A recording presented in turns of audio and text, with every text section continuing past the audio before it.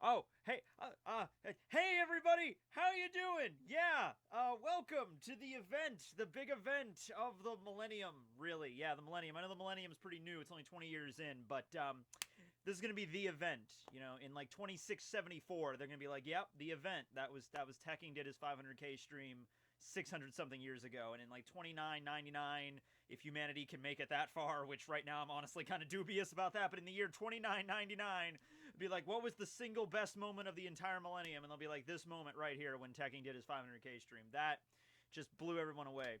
So, yeah. Hi everybody, how you doing? We can't hear me. Well, that's not good. My sound is too low. What if I do this? Woo.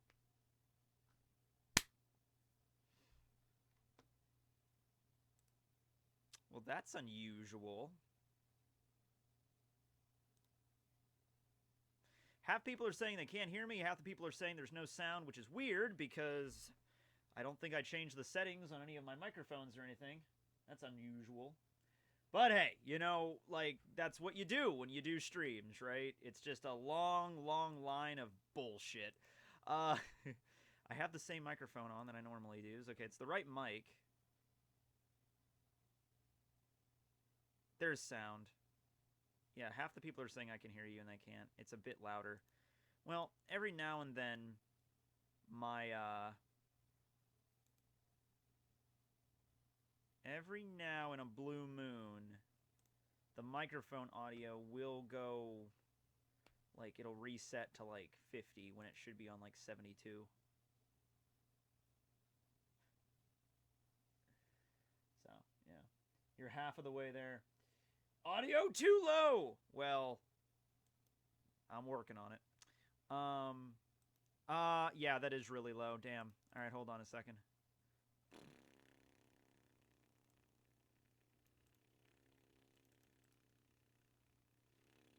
Ah, god damn it.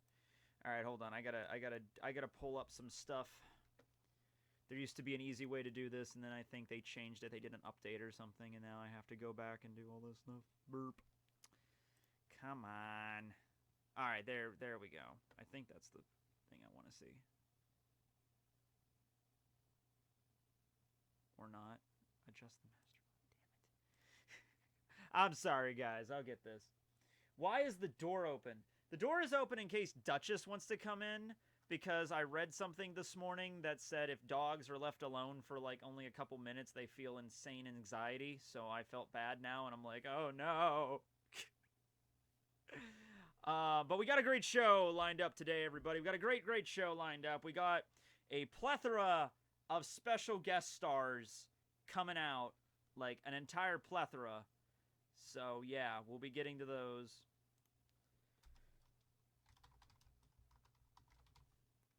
Oh man, I know the like, I know the screen on how, like, I know the screen I need to see, but I don't know how to get to it. Because it used to be just right-click that and then boom, and then they changed it. Ah, there we go. Alright, is that better? Oh, I don't know how it got down that low. If that really was the setting for the Yeti, then holy shit was that low. That was down to like fucking 5. Yes, there we go. Okay, I don't know. Yeah, every now and then that'll happen. I don't know why. Because obviously I unplug my mic every time I do a video, and then I unplug my mic, and then the next time I do a video, I plug it back in and I do it again. And the settings usually stay consistent. But every now and then it'll get reset, and I don't know how it got that low, because that was down to like 5. So yeah, that was really weird. Okay, so we're back to it. We got a bunch of super chats today. So let's go through them. Wow, we got a lot of super chats. Can I enjoy William's crew and his friends with Doros? Also, what devil fruit does Barry have? Barry has the brick fruit. He is a brick. And as for the D&D, I mean, that's Rustich's game, really. But, yeah, I don't know. Maybe at some point we'll have an opening. I don't know. See, you didn't use Carrot for the 500k. Now she won't join the crew. I hope you're happy with yourself now. Carrot is going to be the 1 million. Not because she's a furry, just because... I mean, I went through every other One Piece girl. I have all of them up until 900, but it's got to be Carrot for number 1 for 1 mil, of course. My second option for 1 million was Big Mom, but I think you'd prefer Carrot. Yeah. Do you even plan on making a video on how the Rumble Ball could affect other devil fruits? I have thought about that a few times, actually, because it's, like, you would work with any zone, not necessarily just with Chopper. I don't know how it would work with... Here's a question. How would the Rumble Ball affect a Paramecia or a Logia? That's a question. Congrats on Tekking on 500k. Yesterday you said Barry has only been a part of the channel for almost a year, but who's the brick in the Bleach in the Minutes videos? So that's a different brick. Unrelated brick. That's a distant cousin of Barry. Congratulations on 5k. Just 5k. Congratulations on 5k! Who do you think Zoro will fight against? Who or King? Who's who or King? See, look at that. Look how that question is worded. That question is not worded incorrectly, but it's still confusing because the name of the actual character is who's who. You know, who do you think Zoro will fight? I guess there should be a comma there. Like, who do you think Zoro will fight? Comma, who's who or King? But still, regardless, that ends up confusing whether or not it's commaed correctly because the name of the character is who's who. That's gonna be so weird. Like, alright guys, so Zoro rolls up to who's who in the fight with who's who fights, and then who's who pulls out his sword, and then who's who transforms into a giant stegosaurus. That's gonna be so weird when we finally get to his fight. I'm just gonna call him, like, W squared. W squared. W2. He's a W2. Yeah, he pulls out the W2 forms and makes Zoro sign it. Yeah, okay. God, we got a lot of these. A very late happy birthday. Congrats on 500k. 1 million when? If you go by Social Blade's future analytics, it's like 3 years I'm going to hit like 1 million. Or it might be more than that. I don't know. It's going to be a while. Don't worry. But for right now, let's celebrate where we're at. So how does it feel now that William has the same bounty as Mr. 5? I feel like I finally made it. I have a higher bounty than Shu, higher bounty than Mr. 4, as long as I have a higher bounty than Higama. I have a higher bounty than Higama, I'm content. And all I had to do to get that was just kill an old man. So, you know, like, damn, I just, like, and you know what? That's all that it takes, I guess. I mean, I left little Timmy to die, but, I mean, come on now. I mean, little Timmy, I mean, you know. He was already on death's door. Thanks to Yuri Hansen for the 20. Congrats on 500k. Thank you. Do you think that Blackbeard uses his darkness powers to shut off the Devil Fruit's power, allowing him to store multiple fruits in him? You know, I thought about the idea of it like, you know, it's because he has the darkness fruit that it's because he can have more than one, but I think it's implied more by Marco that he just has like a really weird body inherently. How do you think Hancock would react to the fact that Reiju stole the first kiss? Basically, kind of exactly like this. Honestly.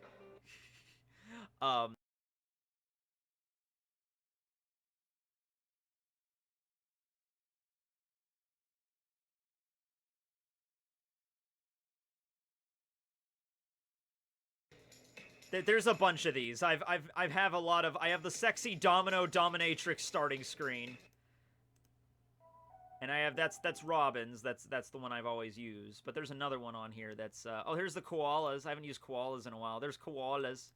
And it's funny because she's surrounded by koalas. There's Rukia's. Haven't used that in forever. There it is. So, how would Boa Hancock respond to how Reiju stole the first kiss? Pretty much just like that.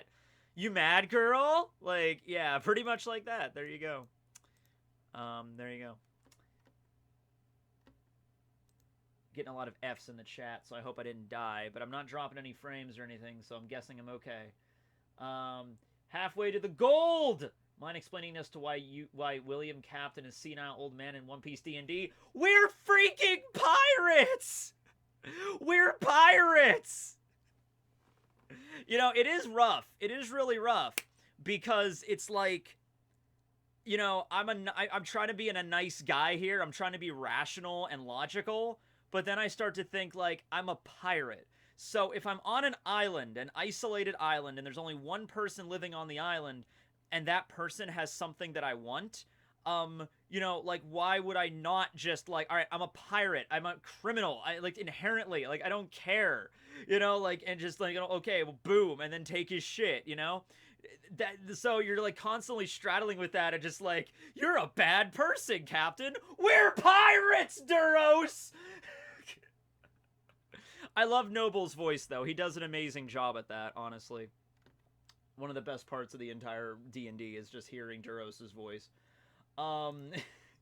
Congrats on 500k. If you want to, can you make a video about Wapple's human fruit? Yeah, I was gonna make a video about him anyway because we just found out about the Baku Baku no Mi, like what it looks like. Like Oda just drew it in the One Piece magazine volume 9. So I was gonna make a video about him anyway. Maybe not like, because I just did the wax fruit a couple days ago. So not like in the next couple of days, but I will be making a video about Wapple's Baku Baku anyway. So yeah, I'll talk about it then. You should make No One Understands Zoro video before Nux just to mess with him. Now I think Nux got that market cornered. Congrats on 500k. Do you think Luffy can destroy an island? How big is the island? Like, if Luffy just had, like, a lot of time to work with and a bunch of elephant guns and King Kong guns, then yeah, he could probably destroy an island. Probably not in one hit, but he could definitely destroy an island if you give him enough time, yeah. Enough time and meat and he can accomplish anything. Can you make a video about all the notable people on both sides of the army? Because there are so many, I forgot about Apu. Yeah, I forgot to mention Apu in the last video, too. That was the one thing I was like, ah, damn it, I forgot to bring Apu up. But he was just off to the side DJing for the Fire Festival, so I'm like, ah, okay. He's not, like, doing anything that important, but yeah, I forgot to mention he was there. Yeah, but I think I need to do that now more than anything because they just went through all of the important characters, so I was going to do that this week anyway. That was going to be the video I was originally going to do today, or some variation of that, but because I'm doing this now, the 500k stream, I still might do it, but it'll be out this week. For the best anime YouTuber, keep it up for your content. The whole 1 hour vid about the Straw Hats or from My Hero Academia are super cool. Greetings from Austria, Europe. Well, thank you. How's it going? How do you think William is going to fight in the future story? Because right now he fights like marine fodder. I'll probably get some sort of weapon upgrade at some point. That was the whole point of the D&D. We start out like shitty pirates, and we slowly build up our power, and, you know, we have a Devil Fruit user, and we have 2 users in our crew now. So just slowly build up, and we'll eventually get to the point where we're good to go. Copy Fruit gives the user the ability to copy any power and any technique they see. Sweet. You know what? Honestly, letting you know right now, after I'm done with these super chats, I'm actually going to go and turn them off so I can go into regular chat for a little bit, and then I'll turn them back on when I want to. Because, yeah, this is great. I'm getting all the super chats. That's awesome, but I want to also address, like, the actual chat room as well. You said the costume change can confuse Kaido, but it wouldn't work the other way around as well. Yeah, I guess it would work the other way around as well. But I don't know if that's going to address. I'm sure the samurai all know each other. You know, the samurai are all aware of each other, what they look like. Maybe, and Kaido's crew is drunk off their asses. Keep that in mind. Kaido's crew is also way, way trashed right now. So it's much more likely that it would happen from their end. You know, like, hey, I'll remember you being on our crew. Bill, we've known each other for 3 years. I don't know anybody quite as dorky as you. I think you're one of those samurai. And then they start slicing each other down, yeah. Blackbeard's original Devil Fruit is the fruit. No, that's the first daughter. That's Compote's fruit. The fruit. The fruit. Will you ever make a discussion about the vice captains of Bleach? Maybe, but not right now, because we're still in the middle of the Espada. I always wanted to ask you this question. Whose dream do you think will come true first out of the Straw Hats? Because I'm sure they can't happen all at once. They might. Well, yeah, I guess they can't all happen at once. You know, they can't be like, we found the all blue and Nami drew a map of the world at the same time. I mean, I guess it could have happened, but probably not going to happen like that. Probably Usopp's is, because I think Usopp's has kind of already come true. He's kind of already a brave, mighty warrior of the sea. He's already God, so I think that kind of already happened. But yeah. Please tell my stubborn friend to read One Piece. He'll do it only if you tell him to. I mean, read One Piece if you feel like it, but don't feel like you're, like, forced to or anything. I mean, it's a good story. I would read the first few arcs, and if you're not into it, that's fine, you know? But, you know, give it a shot, sure. When you first started doing live streams, did people ask you if you play Tekken? Yeah, all the time. I mean, I still get asked that a lot on streams and comments and stuff, like, because they think, like, Tekken has to be Tekken. And I've never played Tekken. I've played Tekken at, like, my friends' houses and stuff, but I've never owned a Tekken game. I've never played a Tekken game at, like, my house. Yeah, it has nothing to do with that. It's just a coincidence. Yeah. Tech Knights in Black Maria, instant waifu status. I think that was an instant waifu status for a lot of people. Happy birthday. Congratulations on 500k. I love the One Piece D&D too. Do you have any theories for your own adventure? Will Barry become canon in your story? I don't have any ideas for, like, my own, like, One Piece adventure, but I do have, like I work on, like, certain, like, D&D stories and campaigns and stuff. Is Zoro and Luffy combo move Kaido to the end of the battle? I'm getting a lot of 100Ks here. I'm in 100 super cats. Super cats! I'm getting 100 super cats! Oh no! Bunch of cats just flying around the room, lifting up my furniture. Megasonic purring. If Zoro and Luffy combo move Kaido, will end the battle. That would be a cool way to end it. Yeah, like I could see Luffy or Zoro getting like the final attack, but like the whole battle, like the bulk of this battle is going to be a giant group effort for a bunch of people involved. But yeah, I could see that. My friend drew this miracle for you, birthday. Come look him on Twitter. Okay, I will look that up. And thank you for the 500 Atom Ranch secrets. Atom Ranch secrets. Yeah, the Atom Ranch. That's the ultimate ranch dressing. But I will look that up in a second. Oh, man. All right, 100. Congrats, Tekking on 500K. How is your day going? Pretty good, Sun King. Pretty good. We're doing this. I took Duchess for a walk. I ate lunch. Oh, I forgot to eat my vitamins. I forgot to take my vitamins. Gotta remember to take your vitamins, kids. You want to be success. You want to get 500K subscribers on YouTube. You need to take your vitamins. I have little gummy vitamins.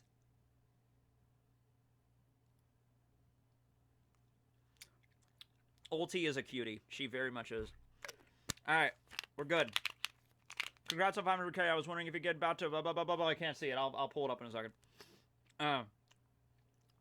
Healthy heart. Immune system. Physical energy. Oh, I don't have any of that. Healthy muscle function. Yeah, that's health. Is that healthy muscle function right there? And eye health. Can I awaken the Rinnegan by taking these? Alright, now I have 5 milligrams of vitamin B6 in me. So that's good. I have 150 micrograms of iodine. I have 5 milligrams of zinc. You can't operate correctly unless you have zinc. Yeah. Alright. So, this is a total aside, but do you guys remember Flintstone vitamins? I used to eat those all the time when I was a kid. Not because I wanted. I didn't really like the flavor of them, but or the consistency. Oh, Reagan's a member now. Thank you, Reagan. I didn't really like the consistency of them sometimes, so I would take them sometimes and like eat them, like pretend to eat them with my breakfast before school. And then I would sit on the couch and kind of like watch some cartoons before I had to go to the bus stop, and I would take the vitamins out and cram them in the cushions because I didn't feel like taking them. Some days I did, some days I didn't. I'm just like, I don't know. And then my mom was cleaning the couch one day, and she found like literally like dozens of like half-dissolved vitamins, because I'd put them in my mouth, because my mom would be like, take your vitamin, and I'd be like, okay, and then she's like, all right, and then take them out of my mouth and put them in there. So she found like literally like piles of half-dissolved vitamins in our couch cushions, and she was like so distraught. She's like, why aren't you taking these? I'm like, because I didn't want to. They taste like powder. I don't really care for them that much. Yeah, I didn't care for the taste all that much. I know a lot of people are very fond of the Flintstone vitamins were awesome. Like, I didn't really like the taste of them. I honestly didn't. I don't know if it was more of the taste or the consistency. I think the taste was okay, but the consistency of just like that, and then it's just like powder in your mouth. I just didn't like it. The gummies are great though. When she just switched to the gummies. I'm like, what about the Flintstone gummies? I'm like, oh, okay, we're good then. But I had those hard pill ones. I didn't like those. But man, yeah, we have a lot of super chats today. Damn. I was wondering, how do you feel about fan art and the best way to get it to you? Keep up the great work. You can Twitter or Tekking101@gmail.com for fan art. But yeah, I like fan art. Yeah, he's like, I prefer fan art. That's nice to have fan art. I have a bunch of different fan art. We can go through some fan art today. Last stream, when I did the birthday stream, which was also the Arbor Day stream. Arbor Day! Woo! Arbor Day! Planted a fucking tree. But no, like when I did that stream, I wanted to show some of that Briar artwork from Prism, because that was like the 2-year anniversary of Prism, but we can get to that today too. We can go through a bunch of fan art, sure. Thanks for the shout out and the smile video. Oh, hey James, how you doing? Hope your quarantine V-Day was good like mine and you're passing the time well. Congrats on 500K. Yeah, I'm keeping it up. Been a watcher for 5 years. Great content, homie. Congrats, I'll be here for the mill. Keep pushing, King of Cringe. Thank you. Congrats, my guy. Thanks for all the entertainment. Sing us a few bars of the OP theme song. LOL, thanks again. The only one I know by heart is the 4Kids, because that's in English, and so it's Dreamin', don't give it up, Luffy, Dreamin', don't give it up, Zolo, Dreamin', don't give it up, Name, Dreamin', don't give it up, give it up, give it up. And there's my bars there. I remember watching you on your Bleach reviews. Do you think they will finish the anime? Yes. Well, do you think they will finish the anime? Yeah, it was already announced they're gonna finish the anime. Yeah, we're doing this. If you haven't heard, yep, we're diving right into this. Yep, they're finishing the anime. Target date 2021. Let's see here. Thanks for all the. I did that one already. Robin should be sent out soon for you today. Hope you like it when I get it sent. Oh, sweet. Is it like a Robin figure? That's oh, Doujin King. It's Doujin King. Oh, yeah. He sends me the sexy hentai figures all the time. Not really hentai, but he sends me figures all the time. So, it's awesome. Yeah, cool. Congrats on 500K, and Askin is coming to Brave Souls. I saw that this morning. I saw the ad for it. It looks amazing. I loved Askin's voice, Bambietta's voice, and Candace's. It was really cool. Sorry, I'm skipping. I'm like going through these fast because we're getting a lot of super chats today, and if I don't, and we're not gonna, it's gonna be piled up. If Shinigami's lifespans are longer than humans, does that mean if you remove the 0 in the 150 in Rukia's age, that means she's 15 just like Ichigo? Yeah, or like, because that's what, like, Rukia literally first met Ichigo and says, I've lived like 10 of your lifetimes or 15 of your lifetimes or something like that. Yeah, I don't know if they would be around the same age, but yeah, she's like 150 years old probably or something like that. Congrats on 500K. Been watching your channel since you had like 80K. Love your videos, man. They're the highlight of my day. Plus 200 videos. I'm working on it.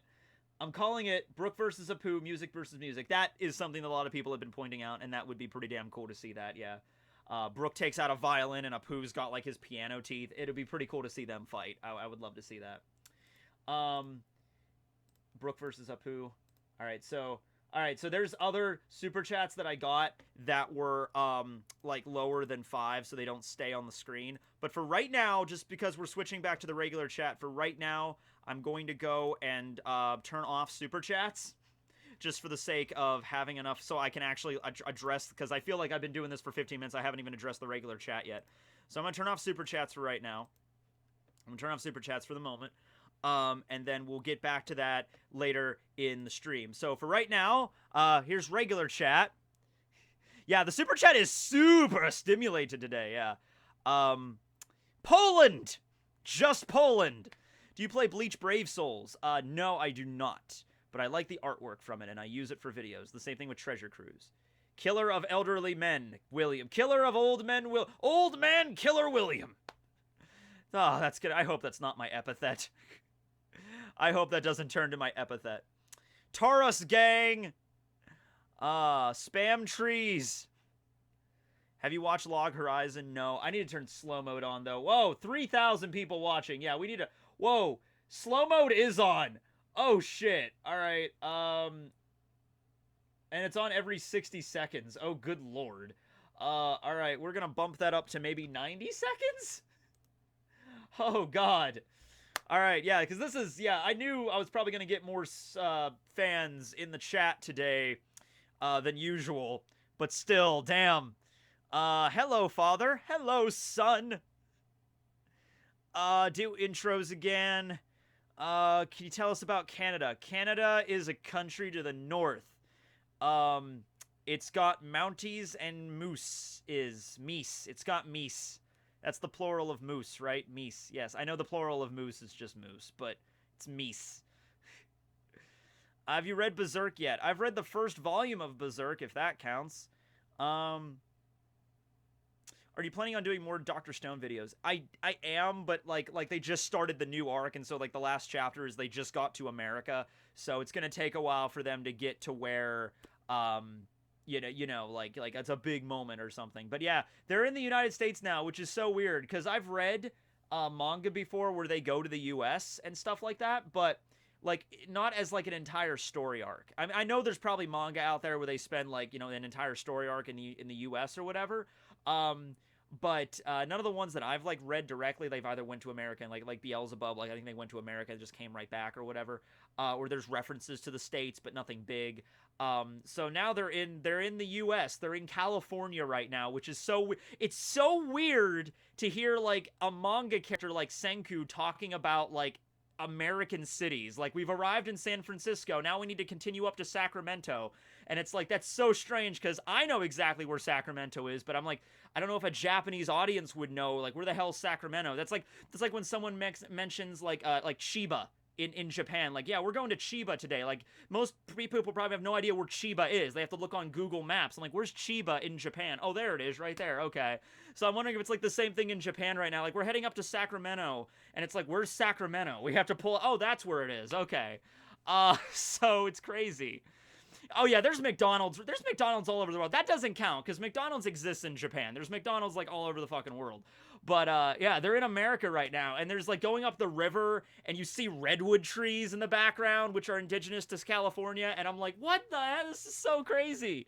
You see like Sukasa and everybody beat the shit out of crocodiles, like alligators. I'm like, what? Yeah, it was an alligator. They're alligators in the last chapter. But damn, yeah, on the quest for corn.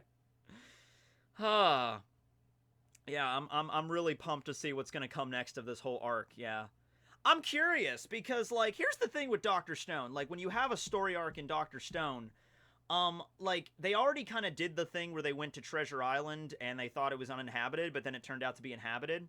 Like I wonder how that's gonna happen. Like there's gonna be probably an antagonist, I would imagine, in this arc. So I guess like they can't just keep having it be like, yeah, people are alive here too.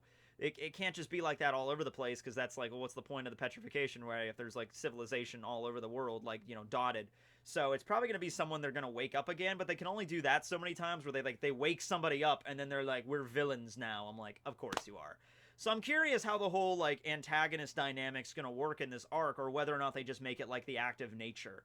Like nature is more of the, you know, thing or not. Sasaki is great. Sasaki is pretty cool. Can you send me Kisuke's hat? This is the only one I have. Dr. Stone goes to Texas. Yeehaw! I would love for them to visit. I don't think they'll have any reason to visit Pennsylvania, but if they want to visit Pennsylvania, that's fine too. Do you like Persona 4? I do, but I only have it on my Vita. I actually looked on the PlayStation Store yesterday because I finally bought a hard drive for my PS4, so now I have expanded storage, thank God. Because I was thinking about getting, I was thinking about getting Final Fantasy VII, and it has like 85 gigs it needs to take up, and I can't find it at the store, so I'll probably just buy it from like Amazon or somewhere. But yeah, it's gonna be memory for that, and so I bought an extra hard drive for my PS4, so that's good. And I was trying to download. I didn't know if they had Persona 4 on the PS4. And they do not, unfortunately. I guess it's only for the Vita, so, or the PS2, I guess. But damn. So, yeah. I discovered something really weird the other day. I was digging around my drawer. I was looking for something, and I found my old PSP, like the original PSP. And I opened it up, and like I turned it around, and the battery port, like the plate for the battery, like I literally just pulled it out of its case, and the battery just popped out. Like it just popped out of the damn PSP. And the battery, like the lithium cell battery, was swollen. Like it had like swollen over the years. And I was like, oh God, like there was nothing leaking out of it, but I was looking at that and I was like, oh God, that does not look safe. That looks like that's about ready to explode. So I like take it outside and like throw it in the trash, because I didn't even want to throw it in the trash in my room. I'm like, because I read online about it, and apparently that does happen. Like with age and time, yeah, PSP batteries will just get swollen and just like, okay. But yeah, I found it. It's over here. That face rage you gave. Oh. Yeah. So behold, my old school PSP. It doesn't have a battery right now, but I guess I do have the charger somewhere. I can maybe still play it. But yeah, dude, like, you don't understand. Like, I just want to stop for a second and talk about this, because I found this last night, and it brought back so many memories. This thing, I remember when these came out, I wanted one of these things more than anything. This was, like, the most advanced piece of equipment ever created when it was released in 2005. I will repeat that again, 2005. Some of you were probably, like, toddlers when this came out. But yeah, I remember I was in 7th grade, and it was like the last day of school, and we went to school, and it was like a half a day, and they just basically let the kids do whatever the hell, because who cares, because it's the last day of school. And my one friend, Derek, brought his PSP to school, and it was like brand new. It was just out on the market. He bought one of the first ones that were released, and he was sitting there playing his PSP, and we were all huddling around him in Mr. Corrente's geography class, Mr. Corrente's social studies class. We were all huddling around him, just watching him play this game, and even Mr. Corrente was like watching us, like, wow, that's pretty cool. And Derek's like, yeah, he had like a driving game he was playing, and he was like, we were all watching it, like, we want to turn, Derek, give it to me, I want that. And we were all watching this, like, I want this so fucking bad. And eventually, because like I heard, like, it's better than the Game Boy. You can connect to the internet on this, and you can Google, and you can do so many stuff with the PSP. And I finally got a PSP years later when the price dropped. So like 2007, when the price had dropped, obviously, and the hype died down. I got the PSP, but I was pissed because I didn't understand. You have to understand, like, we had dial-up internet in this house until like 2008. So I had no idea what Wi-Fi really was, or Wi-Fi. So I just assumed this thing had magic powers to connect to the internet no matter where you were. Because I was a stupid kid. I was like, I can't even say I was a stupid kid because I was like 14 years old. I was 14 years old, and I just assumed that if I well, I was 12 years old when the PSP came out, so maybe that's a little bit excusable. But I just assumed that, like, the PSP had, like, magic radio powers to connect to the internet no matter where you were in the world. You know, it could do that because it was the PSP. So I get the PSP finally, but I can't connect to the internet because we don't have Wi-Fi. Because we had dial-up internet. So, yeah, I remember, though, there was one part of the house where we could almost connect to my neighbor's Wi-Fi, so I'd go over to the corner and try to connect to the internet on my neighbor's Wi-Fi, and it would kind of hardly work, not really. But there were some really good games for this I had. I had a Star Wars game. Actually, do I have them in here? Oh, yeah, I do! Sweet! Yeah, okay. Yeah, they're all here. I didn't have very many games for the PSP. I was 12 and okay, so you're the same age as me. But I saw some other people that were like, I was like 1 year old in 2005. I was not even born yet, so good lord. But, so, PSP, if you don't know, they take little tiny discs called UMD. Little tiny little disc that's just slide in there, and the discs themselves have like little cases in them. So this is the Simpsons game, which I also had this for PlayStation 2, but the Simpson game was really fun. I remember playing the Simpson game probably like back in like 2007, and there was a PSP port for this too, and so that's the Simpsons game. But the game that I played more than anything, I didn't have very many games. When I say I had very many games, I only had two games, 2 games and a movie. So this was the game that I played a shitload of on my PSP. This was the game that I got with the PSP. I think I ordered this off Walmart, and it came with like a bundle. And I got this game, Star Wars Battlefront 2 for the PSP. I played this so many times. There's like a campaign setting, but there's also like a game, like you can go through different maps, and you could fight as different Jedi, and you could be during like the time, because this was obviously before the new movies. This was years, like decade before the new movies. But you could play in the prequel timeline, or you could play in the original trilogy timeline, and you could go to different, the maps and like capture the flag, and you could go and like slice people up with Jedi. Jedi were like unlockable characters. So like if you were for part of the rebellion in like the original trilogy, you could be like a regular rebel soldier with just a gun, like a pistol, and you had like a shotgun as a sidearm, and you had like tactical grenades you could do, and then you could be a vanguard. You could have like the big heavies. You could have like a giant bazooka attached to you that didn't have very many shots. Then you had like a mechanic, so you could repair devices, because there were droids, and like there were like vehicles you could ride in, and they were damaged, and you had to pick that class to fix one, like the pilot class. And then there was like the healing class, like heals other people up. And if you did really good, like if you got like a kill streak, then you could unlock a Jedi for that level. So you do really good on Yavin 4, and you unlock like Luke Skywalker eventually, and then you could just, when you're a Jedi, you die once and you go back to the regular characters, but as a Jedi, you are so badass, because each Jedi has a different, like, you could do force push, and you could just shred people. You could just like literally plow through an entire like group of enemies with your lightsaber. It's crazy. Sounds like Battlefield. Man, it's good. You could do space battles with this shit. The space battles were amazing. Like, I can't tell you how many hours I put into this game, but it was so damn good. Such a good game. In fact, I'm tempted to just get another battery for this, or dig out the adapter just to plug this in, because I still have the game. It's right here, just to play this again, because it was so much fun to play this game.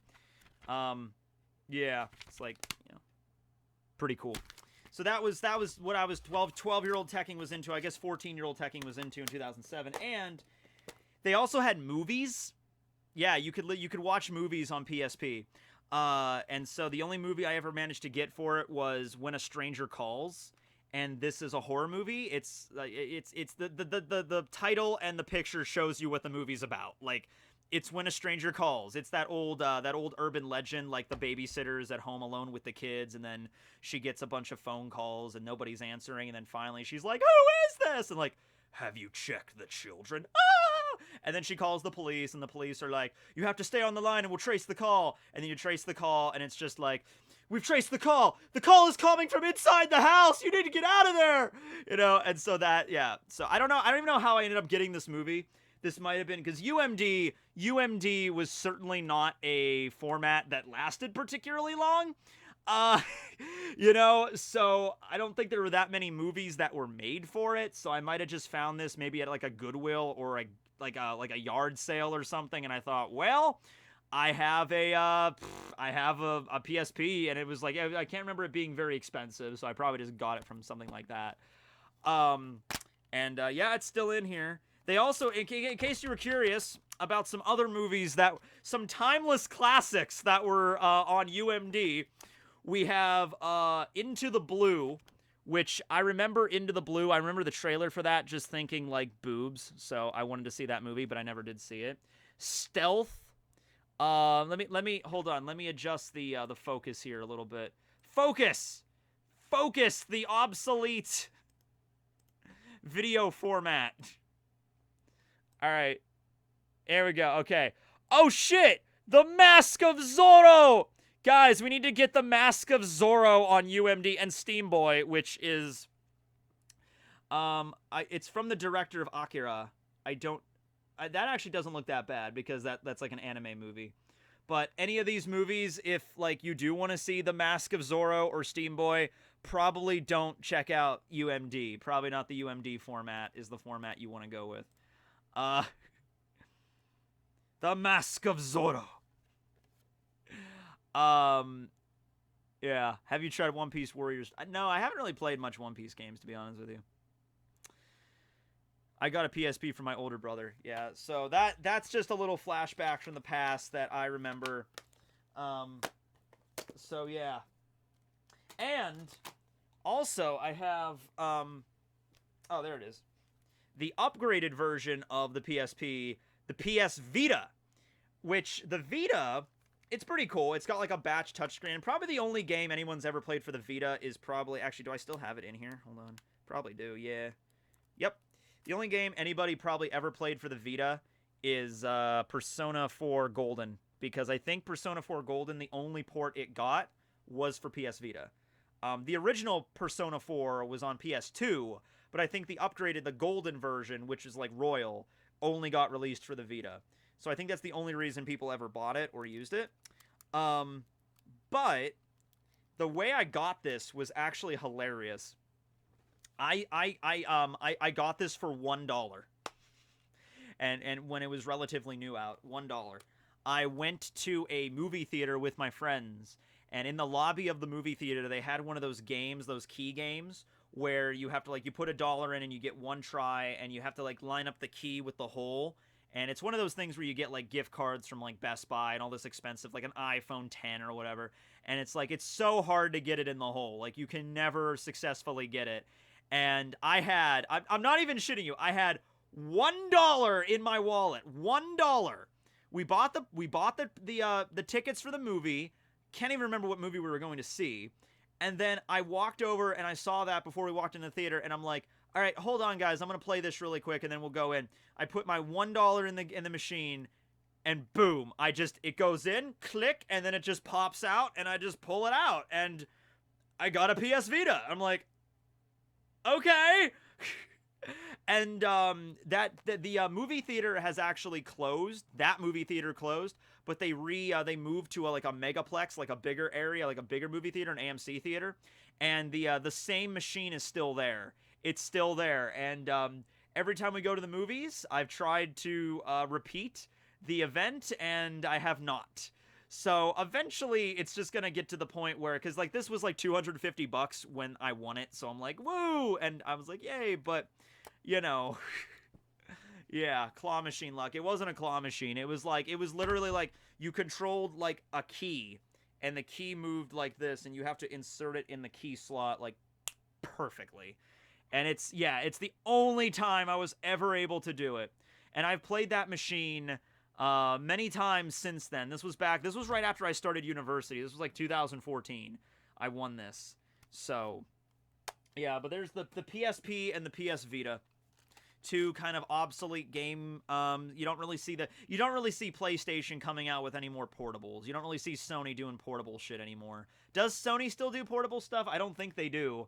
I think the Vita was their last foray into that, and I think after that they were just kind of like, you know, it just doesn't. We don't have the clout. I guess we don't have the influence that like Nintendo does or whatever. Those machines tend to mess up inputs, so lucky you. Yeah. Yeah, I'm not even lying when I think it was a complete crapshoot that I won, but I did. Sometimes I think they'll actually set those machines to make it easy for like one day, and then people win, and then they reset it back to hard, and then people keep coming back, oh, I won the first time, so, you know. Do you think there's a caveman mythical zone? A lot of people think that's Choppers, like he has the Neanderthal, yeah. I am your 500th subscriber. Sony is not in the handheld market anymore. Yeah, I was going to say, it didn't work. Like, you know, Microsoft, I don't think even tried. I don't think Microsoft ever even tried to bring, like, hey, guys, let's make the Xbox handheld. You know, the X.5. The Xbox .5. I don't think that was ever even attempted, you know, because it's like, no, we do consoles. That's what we do. And I think Sony is like, yeah, we do consoles.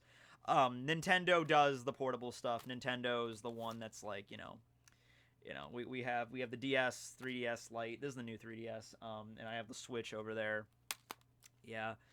The Xbox calculator. So how do you guys feel about the PS5? I don't think the PS5 has been revealed yet, but the controller has. I'm not a big, like, game analysis person. Like, I'm not, like, a huge gamer, but we can look at it. I'm a big fan of the PlayStation. I'm a Sony kid, definitely more Sony than Microsoft, or Nintendo for that matter. I would say Sony and Nintendo are the two I bounce back from. I haven't played Xbox in a while, or had any desire to play anything Xbox in a while. But here's the controller for the PS5. Wow, no! No! There we go. Here's the controller for the PS5. Well, it looks cool. Like I said, I'm not a gamer, so I can't really tell you. It looks cool, and it's sleek, and it looks cool, and it's white, and it's blue, and it looks cool. Yeah, that's so I'm probably gonna buy a PS5 when it comes out, yeah. Epic controller. You know, I think they've done the black. I think they've done black quite enough. I mean, that was like literally like, because the PS1 was like a grayish color, and actually the PS1 that I had was white. Because there was like a PS, like the original that was gray that my friend Ian had down the street, and then a few years later I got one for Christmas that was like the PS1, like the sleek model.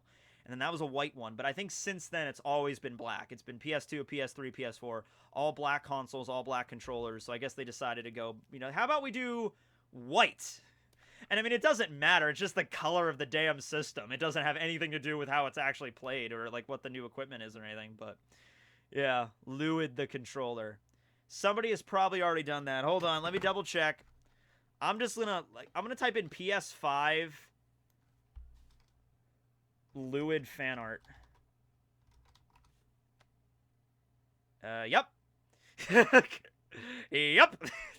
That did not take long. Oh, there's a few of them. Not really Luid, not like straight up porn or anything, but there's some really cute fan arts here.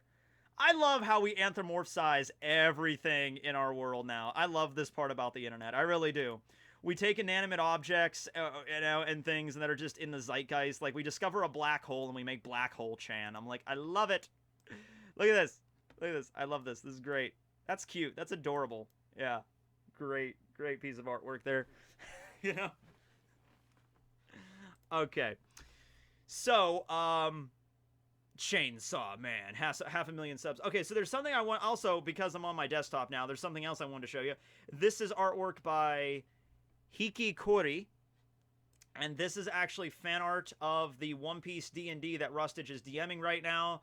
So, starting from left to right, that's my crew. I am Captain Old Man Slayer, Captain William. And then we have our trusty navigator Verona, played by Too Spooky, with his trusty musket, Little Timmy, named after the boy that we left to die and get hanged by the gallows. And then we have Ragnar. Ragnar is the spiritual core of our crew. He is the one that truly brings personality to it, and now he currently has the power of the Bear zone, which I think fits given his personality and his appearance. Then we have Boros, who's played by Noble or Lost Paws, who is our mighty warrior. He's like, I guess Ragnar is more personality, but Duros is more spiritual. Yes. Then we have Pearl, who is a princess from our kingdom, and has ended up traveling with us, and also is a fucking dragon, so that's pretty cool. And then we have Adam, who's the really badass bomber dude that has explosives, and he blows shit up, and he's Adam, and that's pretty cool. He's not a member. He's not a member of my crew, though. But Pearl became a full-fledged member last time. We have a navigator, and Ragnar is the shipwright, but we do not have, we don't have a cook, and we don't have a doctor, so we should probably get on that as quickly as possible. But we have a dragon. We've achieved a dragon on the crew. We have to have priorities, people. Priorities. We need to get a dragon on the crew for, I would say Duros is the first mate vice captain. Yeah. But we need to get ourselves a doctor, but we have to get the dragon girl first. But now that we have the dragon girl, then we can get the doctor.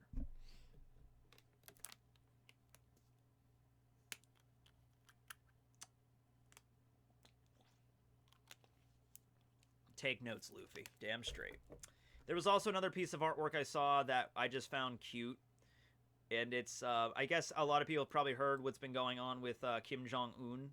I guess not really exactly what's going on because it's such limited information. But the general consensus is that he might no longer be fit to be leader because he's either in a vegetative state, or he's dead, or he's incapacitated, or he's perfectly fine. So we have no idea.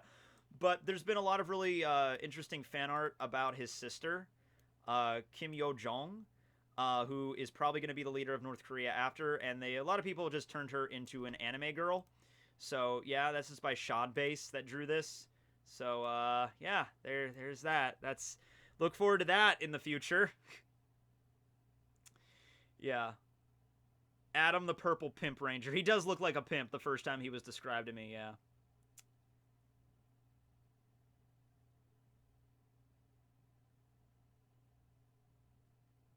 Shadman is an oracle. Yeah, he actually, I believe, drew that, that wasn't recent. I think he drew that, a while back. Yeah, Shad also, listen, I seriously didn't know who this person was before people started sharing it on Twitter, but then I found out who he was, and he also does porn, so if you're into that, then go check out him. He also does some really great porn. But I did not know who this person was beforehand, and now I do. So, yeah, there you go. Shadman over on Twitter. And also has a website, I believe.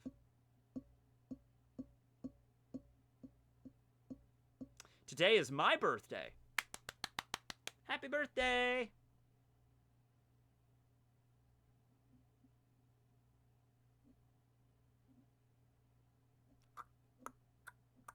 Duchess, please. Well, we have the door open if she ever wanders in, so... Shadbase, yeah, sorry. Just literally found out this individual yesterday. The field! But I think it's time to get into our special guest stars. We have a long line of special guest stars today. Let's see here. Our first guest star is, let's see, I have a list here. Hold on. Oh, wait, hold on. I gotta get my clipboard out. Sorry, I was doing some rearranging with my cabinet, so it's a little bit, okay. All right, our first our first guest is oh, okay, this is somebody that we all know and love. Say hello to the conqueror of galaxies, the leader of the dark matter crew.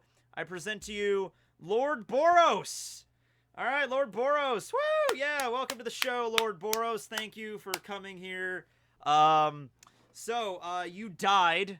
That sucks, but you're back now. You're writing a new book, I understand. Yeah. Mm-hmm. Yeah. Okay, yeah, I understand. I mean, it's a complex event, you know, conquering galaxies. Yeah. But I'm glad you're back on your feet and you're doing some stuff on your own. You know, I'm curious. You know, a lot of people are actually curious, Boros, while I have you here.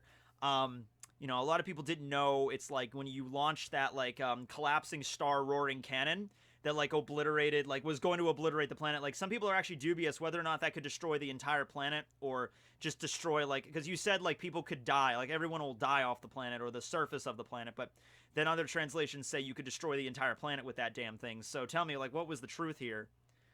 You could just, yeah, I figured you could destroy the entire planet. Okay, you heard it here first, folks. Boros could obliterate the entire planet if he wanted to, but Saitama punched him and that ended it. I feel sorry for you, Boros. I really do. You spent 20 years traveling in space and then you just immediately got one shot. You know, to let you know, understand, Boros, actually there was a guy on Earth called Garo, and if you would have waited like literally just a couple of months to attack Earth, there would have been a monster form of Garo or maybe a giant kaiju Psychos that you could have fought. And yeah, they're not quite as strong as Saitama, so maybe you would have had a better fight fighting against Orochi or Psychos or Monster Garo. Maybe that would have been closer to the fight. Maybe you were a little bit too expeditious. You got a little bit too fast. You know, if you slowed down, if you stopped at a rest stop for a couple of months and then continued, you probably would have arrived just in time. Like, imagine, like, right now, if Boros showed up right now in the story when, like, Psychos emerged with Orochi, and then you got freaking Monster Garo walking around, and then all of a sudden, like, and then, like, all of a sudden the aliens attacked. Like, that would have been crazy. But yeah, thanks for coming, Boros. Thanks for being a guest. Yeah, thanks for that. All right, that was Lord Boros. Hands for Lord Boros, everybody. Yeah, woo, Lord Boros. I still can't whistle. Okay, you know what? Fuck this. We're gonna learn how to whistle. 500K stream. I'm learning how to goddamn whistle. All right. Wiki how to whistle. All right, whistle with fingers. All right, hold on. There has to be an easier way. Let me tell you something, okay?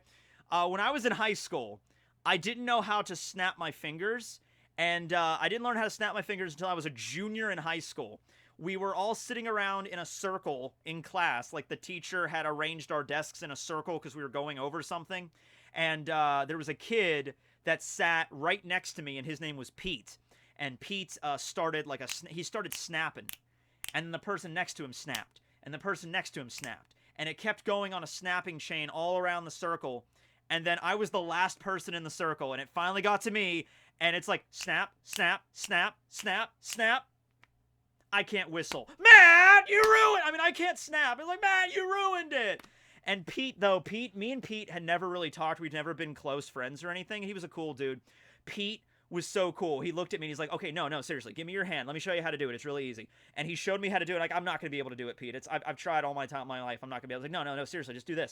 And I'm like, holy crap, I can do it. I can snap now. And that's how I learned how to snap. So thank you, Pete. Thank you for teaching me how to snap. But now at age 17, I learned how to snap my fingers. At age 27, I learned how to whistle, damn it. All right, how to whistle with your fingers. Okay, step 1, use 2 fingers. Is this the meme? Because it's telling me to do this. It's telling me to literally make my fingers look like this. Okay, so I'm doing this. All right. Okay, I'm doing this. Press the end of your index finger and thumb together. All right, I'm doing that. It doesn't matter much which hand you use, but you should use by only using one hand. It might be easier to use your dominant hand. All right, I'm right-handed. The index finger and the thumb should be making a ring shape. I don't know if this is a ring shape. I guess that's a ring shape. Sure, why not? Open your mouth and stretch your lips over your teeth. Stretch my lips over my teeth. Aren't my lips already over my teeth? Like, what the? Okay. I can kind of do that. Hold on.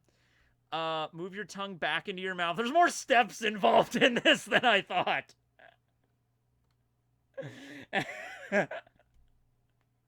But what did I learn at age 7? I don't know. Probably to, like, successfully ride a bike, I guess. I don't know. Move your... Okay. I have to... Okay. There's a lot of steps involved. How many steps are involved here?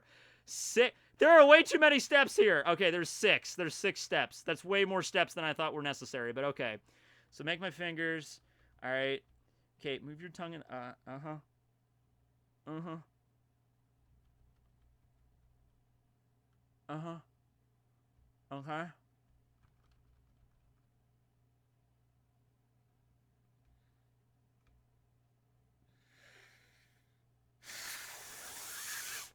Damn it! Okay, hold on. Let me try that again. I think I kind of know what I'm doing wrong here. Hold on.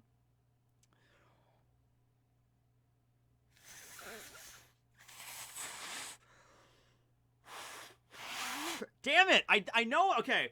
I feel like I know how the mechanics of this are supposed to work, okay? It's like, you seal up your mouth. You have to pucker your lips like this. Like, maybe it's just because my lips are so fucking big. Because my lips are rather, you know, I have rather large lips. So maybe that's the reason I'm having a problem here. But I understand the mechanics behind this. It's just like you take a deep breath, seal everything, and then you just leave like a little bit of an opening so that the air just passes through a little bit of an opening. I see what I'm trying to do here. Hold on. I'm late. What did I miss? I'm learning how to whistle, all right?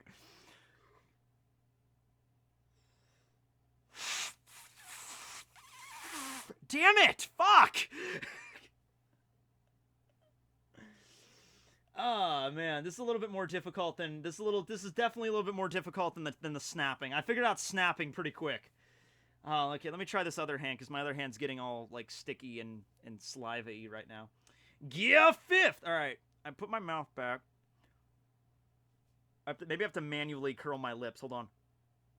Yeah, manually curl them.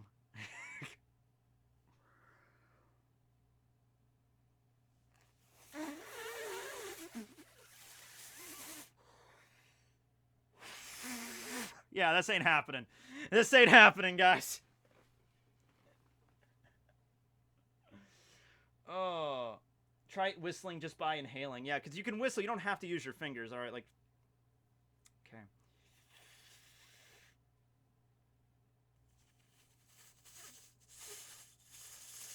Damn it, I'm trying to, like, manually close my mouth so only, like, a little bit comes out.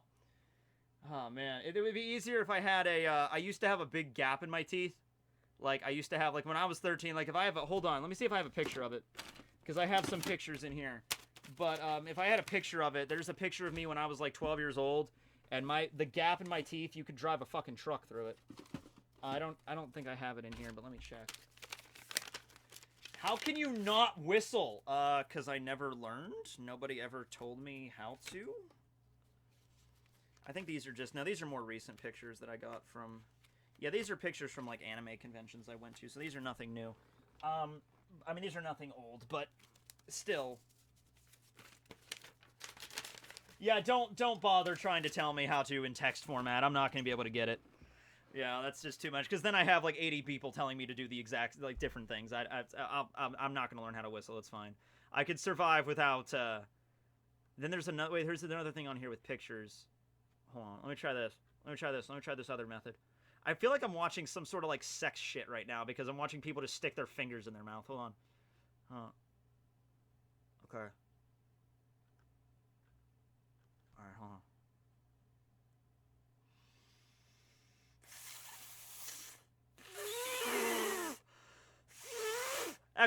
I kind of heard a whistling. That kind of worked a little better. I'm glad I washed my hands before I did the stream. That kind of worked. I kind of heard a whistle from that. All right, I succeeded. There you go. That's a win for me.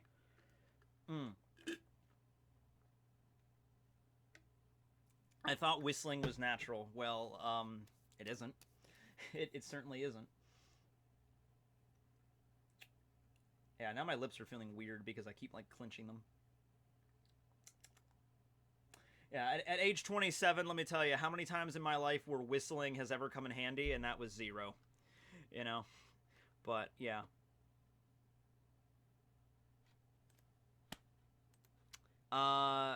Don't force the air. Okay.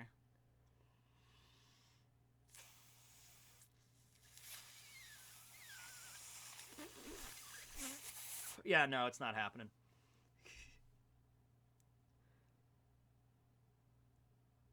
Do you have a Discord? I did, but not anymore.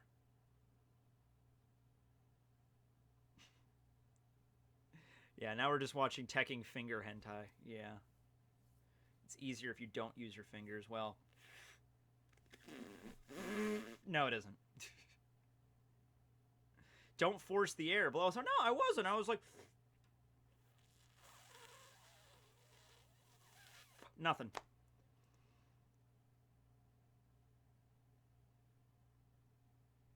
Yeah, okay, we're done. We're done with the whistling instructions. We're done with that because I know how frustrating it is. It can be like if you can do something really well and someone else can't, you're like, come on, it's so easy. I'm like, but we're moving on from whistling.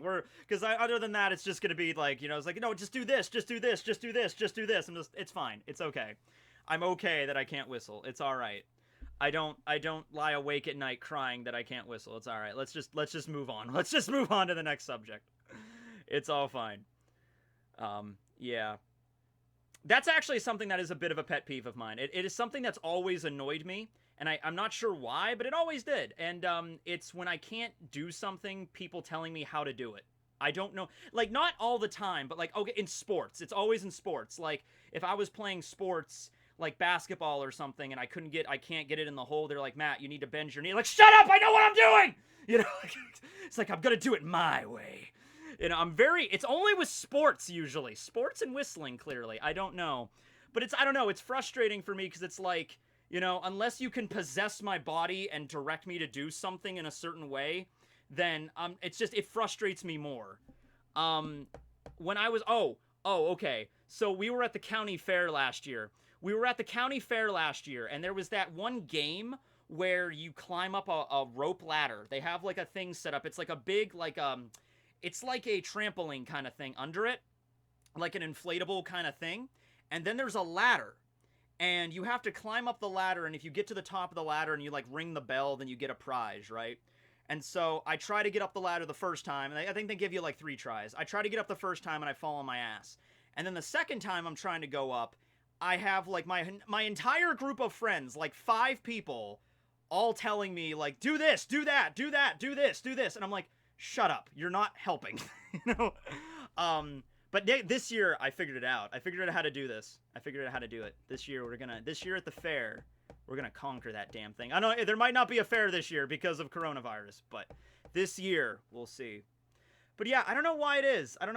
But it's like, if I'm like, doing a sport or something and I can't do something while playing a sport, and if someone tries to genuinely just give me advice, I get offended by that. I don't know why, I just do. Yeah, I don't get it. If it's in any other situation, like if I'm, like if, I don't know, like I'm trying to think of another, like, context. Like if someone asks me, like, hey, Tekking, maybe, if someone gives me editing advice on the internet, it's fine. Like, hey, Matt, you can do this instead of this with editing and you can improve it. Or with photoshopping, if someone gives me, like, Photoshop advice, I don't get offended when that happens.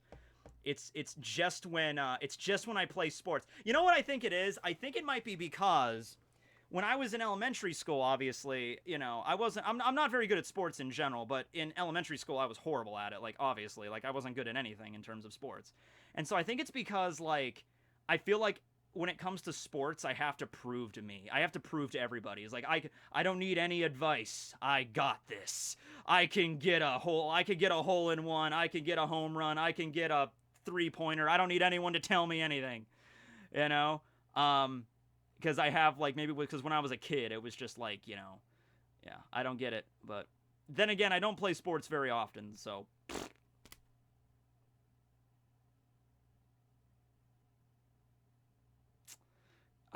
Favorite JoJo. My favorite JoJo is Giorno Giovanna.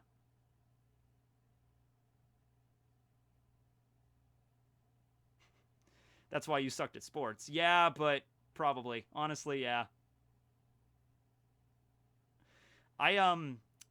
We played, I didn't play this long enough to get to the point where I was even good or bad, but I did, T-ball when I was, like, in 1st grade. My dad signed me up for T-ball.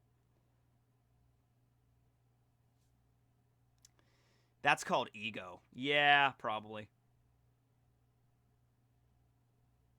Giorno, well, actually, it's between Giorno and old school Joseph. Yeah. I, I really like Joseph when I first watched through JoJo's, but Giorno, I don't know, like, I keep liking Giorno more and more whenever I go back and watch an episode of Golden Wind. I want William's epithet to be heartless, as in Heartless William! What's T-ball? T-ball is baseball for little kids. T-ball is literally like baseball for like 5-year-olds, where you like put the ball on a tee. You don't actually have a pitcher. You literally take a post and put it right in front of the batter, and you put the ball on the post, and then you just hit it off of the post. That's T-ball. Yeah, I was like 5. I was like 5 or 6 when my dad signed me up for that.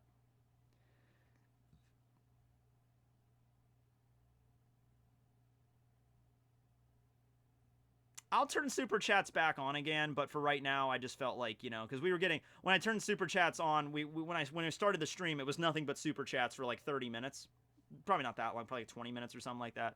It's just a constant stream. And I wanted to take some time to switch back between like the regular chat, Competitive T-ball. Yep. Have you watched the Castlevania series? Oh yeah, I love Castlevania. Love it. What about Dodgeball? Dodgeball didn't really do it because Dodgeball is just Dodgeball.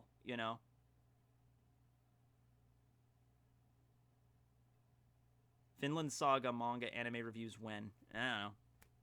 It was usually with sports that involved like you have to get something in a hole. Get something in the hole. How far are you in Persona 5 Royal? I beat it. I beat the game.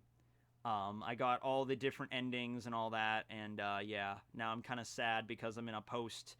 I tried, like, I thought about playing the game over, but the thing is, the first time you play the game, they gave you so much more time to, because, like, when I first beat Persona 5, the original, I'm gonna take my hats off now.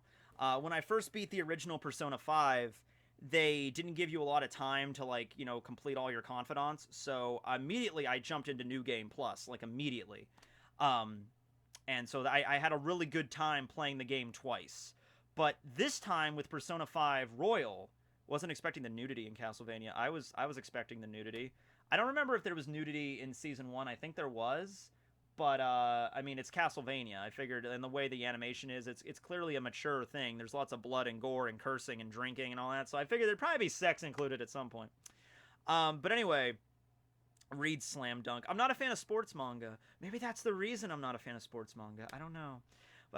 Anyway, so, yeah, but with Persona 5 Royal, they give you so much more time to finish your confidants. Morgana doesn't tell you to go to bed as much. So I'm like, cool. So there was a few. There was Shinya. I didn't finish his.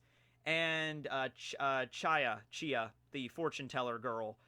Hers is the one that I care about the least, like, because I finished all of the confidants in Persona 5, the original, on my second playthrough, so I know what they all are and what the good ones are or not, and I didn't really care for Chia's very much, so, hers was the one I just kind of sacrificed. Hers was the one I got to, like, rank 3 for hers, and I'm like, who cares? I would have liked to get Shinya's. I would have liked to get his maxed out, because I think he gives you Bullet Hail, but he also gives you another one. There's something else later on he gives you. I was trying to get his, but then the game finished before that. So, but other than that, I maxed out all my stats and everything, and I got all the different endings. So I don't really see any particular reason to go back and play it again, like right now at the least. Maybe give it like maybe a month or two or a little while, and maybe I'll go back and do the replay of the game again, because I have my stats all maxed out and everything. And yeah, you can unlock some new personas in the new game. Like you can unlock Saturnile and everybody. But I don't feel like I already did that in the original, so I don't feel like it's super necessary for me to do that. But yeah, no spoilers for Persona, but I really did enjoy the game, Royal. And I was thinking about making a video about like the ending of it, because the ending does get pretty damn trippy.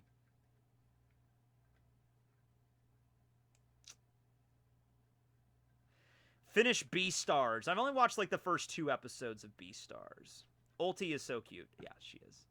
I'm kind of Black Maria right now, but, you know, Ulti is pretty cute. She's got an attitude. More like a baditude. Oh, okay. You spoiled Dr. Stone. They go to America. They go to, I don't know how bad that's big of a spoiler. It's not like, you know, everyone dies or anything. They go to America.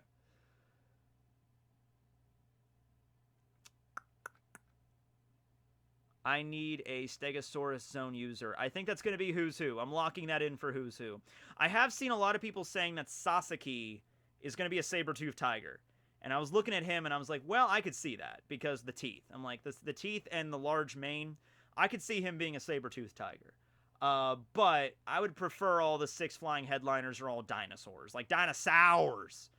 You know, I know Jack is a mammoth and he's not a dinosaur. Even King is technically not a dinosaur. He's a pterosaur. But, yeah, I want them all to be original, like actual dinosaurs, excuse me. Kinemon's shop ability was freaking sweet. That was so cool. He wasn't really explained how it worked. It's just like, yeah, I could create a portal with my ninjutsu, and you just walk under it, and you just get clothing. So, yeah, pretty cool. Why are you not at 1 mil already? I don't know. I'm going to say because of aliens. Yeah. But I want Sasaki to be a Triceratops. I am definitely aiming for that. But I've seen some people have said Sasaki is a fishman. And I can see because of he has like the teeth, but, you know, that's not an indication you're a fishman just because you have the teeth. We don't know what the color of his skin is. He doesn't have webbed toes or anything. So, I guess he could be. But considering Jack is a fishman, he could be. But I didn't immediately assume him to be a fishman.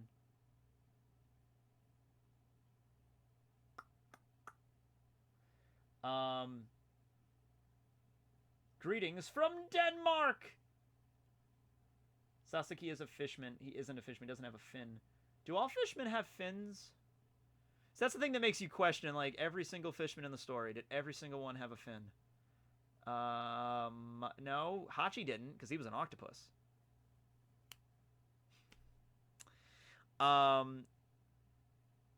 I'm not really into Xenoblades. Yeah, Xenoblades or Xenoblades, however you pronounce it, yeah. They could be brothers. Could be. Oh, alright, so I don't know if, like, this was bound to happen at some point, but I finally got around to watching Interspecies Reviewers. So, yeah. That's a thing. Because, I you know, I heard when it came out, like, everyone was freaking out about it, and then Funimation, like, dropped it, and I'm like, alright, I'll put that on the list, and I finally got to watching it, and, yeah, Chromix right there, you have the best, like, oh, boy, like, yeah, you know, honestly, I was talking to Noble about this, when we were right before we did the D&D last week, and I was talking to Noble about it, and he's like, it's actually a really good story, and I'm like, yeah, it honestly is, like, I like the characters, like, genuinely, you know, and the damn theme song is stuck in my head now, and that's gonna be, like, when I watched it, I'm like, okay, like, I know what I'm getting into here, like, the internet has already prepared me on what this is going to be, but, yeah, it was what I would have expected, yeah. You know, the more I was watching it, though, the more I was kind of, like, curious. I'm like, because a lot of people were upset with Funimation, because Funimation dubbed the first episode of it, and then they decided to drop it. They said, like, actually, let me pull up exactly what they said. I think they said it's like, it doesn't align with, hold on. Ishizoko Reviewers. New Kwose. New Kwose. Oh, God. All right.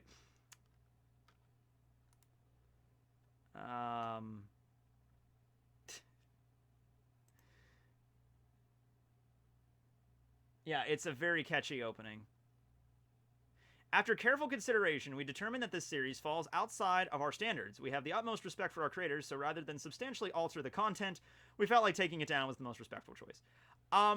like it's their company, they can do whatever they want. But I was thinking like, okay, watching this show, I was like, what, you know, and me and Noble were even talking, like Noble has said, like they've done like Funimation has done ecchi series before. I'm like, oh yeah, like absolutely.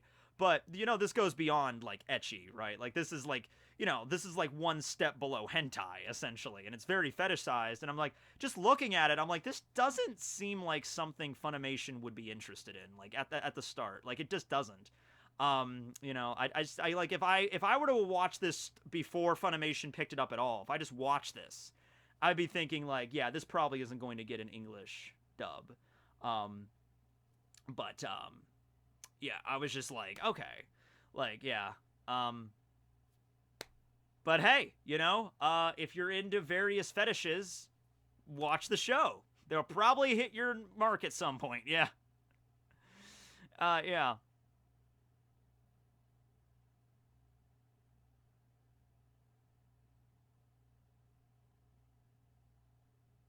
How about to bring Nux Taku in? Yeah, sure, why not? I was gonna bring our next special guest in, but hold on, let me ask the Magic 8 Ball. Should I bring the Lord Nux in, or should I ask him to come in? I don't command Nux. Nux commands himself.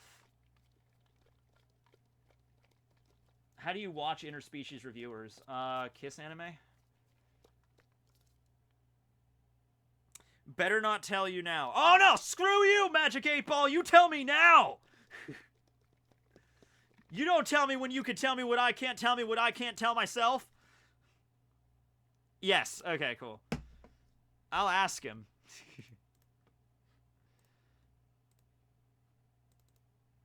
Nux won't come. Place your bets, everybody.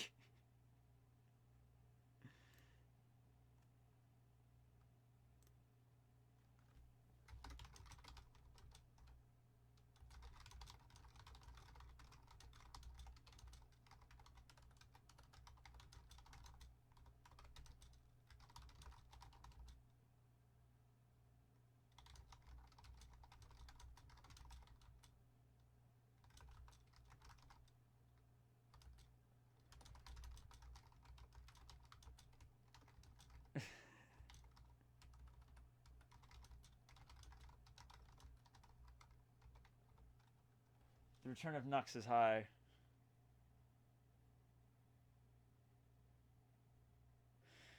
Because, yeah, I do have a bunch of special guest stars, but they're all, they might all, I'm not spoiling anything, but they may, in fact, all be pop figurines. Maybe all pop figurines. Yeah.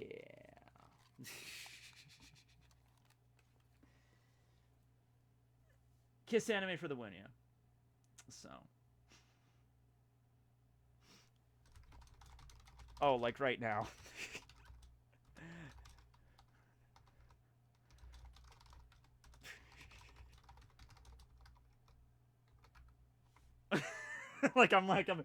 he's like, oh cool, when are you doing it? I'm like literally right now. Like at the moment I am currently doing it.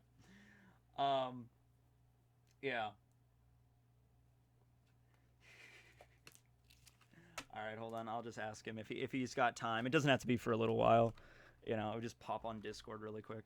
Like I have a Discord account, but I don't really have a Discord page that I use anymore. Oh, there we go. What's your honest opinion for the strongest Logia? Strongest Logia. I mean, Eneru's Goro has a definite, like, high place there because he can control the skies themselves.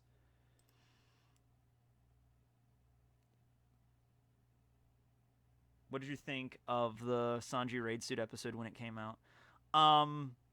It was awesome.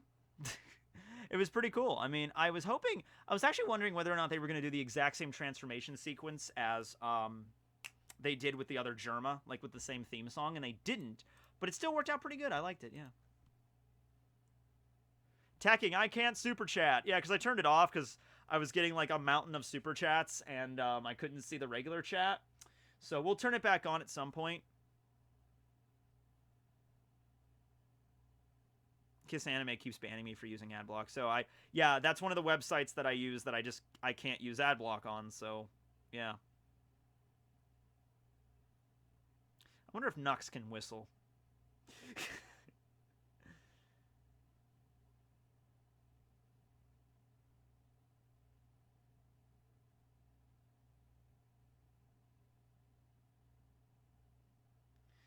What was your studies back in the day? My studies.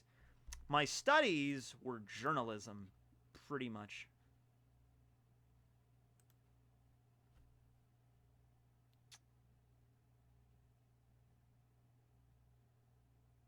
He could probably flex by whistling, probably, yeah. Tell us a story. Oh shit, I was gonna tell you, there was a story I was thinking about the other day that popped into my head. I'm trying to remember what it is now. It was like the last couple of days I was thinking about something. It happened a long time ago. What was it? Shit. I made a Discord a long time ago, but I realized pretty early on, like, I tried to manage it for like a week, and then I realized that I couldn't. And I had some other people manage it, and it just kind of got out of hand because I realized like I don't need like a Discord. I realized like I can use pretty much everything I need with YouTube and Twitter. I decided to keep it more minimal, and so yeah, that's the story that happened with that. Like if you want to make like a Tekking fan page or a Tekking Discord, that's fine, but yeah. I hit 500,000. I know. My daily routine. I wake up, I eat a croissant. That's my breakfast every morning, a croissant. I wake up, go get a croissant, get the mail, walk to the post office, go for a walk around the neighborhood, come back, usually chill out for about an hour or so, think about the video I'm going to make, eat my lunch. Sometimes I do the video, then eat my lunch. Sometimes I eat the lunch and then do the video. Then take Duchess for a walk because the entire time I'm doing the video, Duchess is in the background like, come on, let's go. And so I finally take her for a walk and then upload the video, and pretty much the rest of the day is left to me either reading or cooking or gaming or walking or polishing berry or gardening or any other chores I have to do around the house. So yeah, that's my life.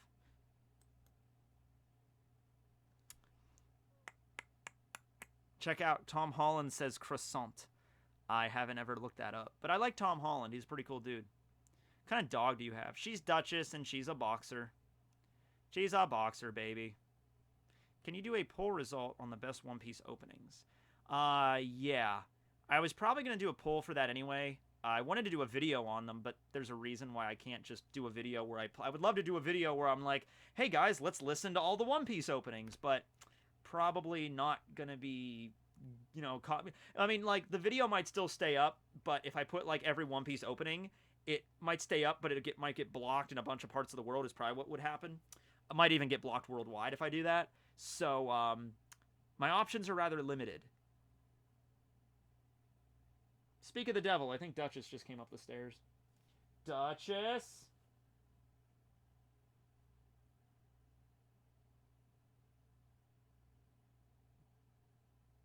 Wait for it. Wait for it.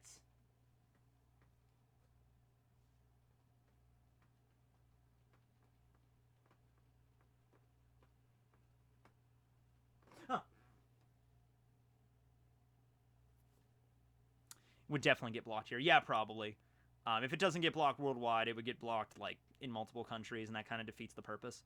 But, yeah, I guess I could do a video where I, like, just talk about the openings. I could do a video where, like, alright, guys, so we all know what it sounds like. Go and listen to it, and then vote.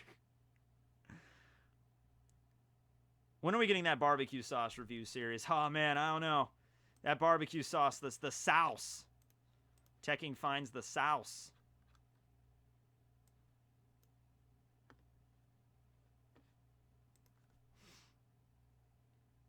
Yeah, it's fine if he can't come, because this is, like, literally last minute. Like, you know, like, that's like, hey, I'm doing a stream right now. I'm like, yeah, I should have messaged him, like, yesterday, but I didn't, so that's fine. Stream it on Twitch. I don't have a Twitch. What kind of island would you like to live on? Summer, winter, autumn, or spring? I like the autumn. I like fall. So I live on a fall island most definitely. Yeah. Nice, pleasant little leaves as they change. So still, because like autumn around here, by the way, autumn around here is still pretty warm. Like it can still get into like summer temperatures in October very, very easily. To the point where you could still be walking outside and it would be, the trees are all changing color, but it's still warm out, Spring here is just like a train wreck because spring takes forever to take effect. Like spring, like on the calendar, officially, spring starts in March. Yeah, that don't happen around here. Spring is like, there's like 5 intermediate seasons in between winter and spring here in Pennsylvania, okay? It's like fall, spring, mud seasons in there where everything's just rain and mud and more rain and more mud and more mud and more rain.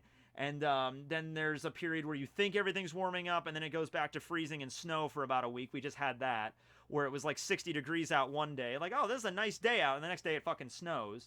Like a lot. Like not just a little flurry. Like it snowed. Like, damn it. And then that melts. And then, yeah. So it doesn't start stabilizing as spring here until like May. Until like late May. That's when it starts actually stabilizing as actual spring.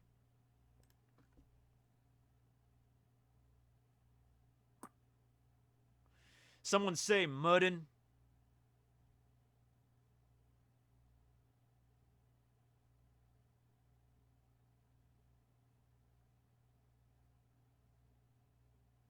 Do a cooking video.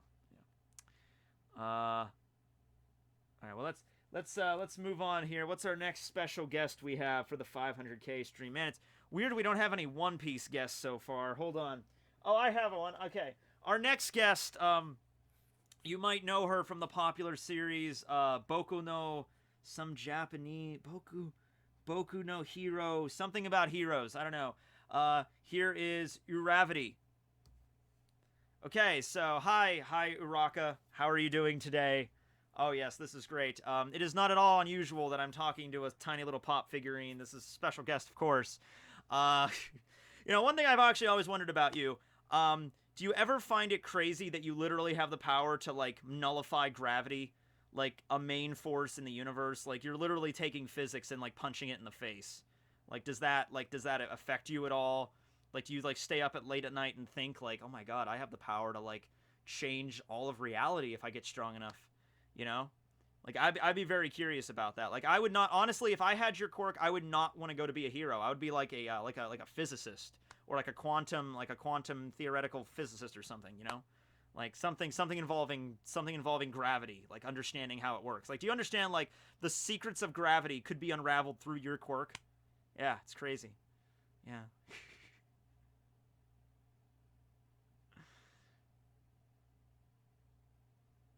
And yet she's still... I think Uraraka's awesome.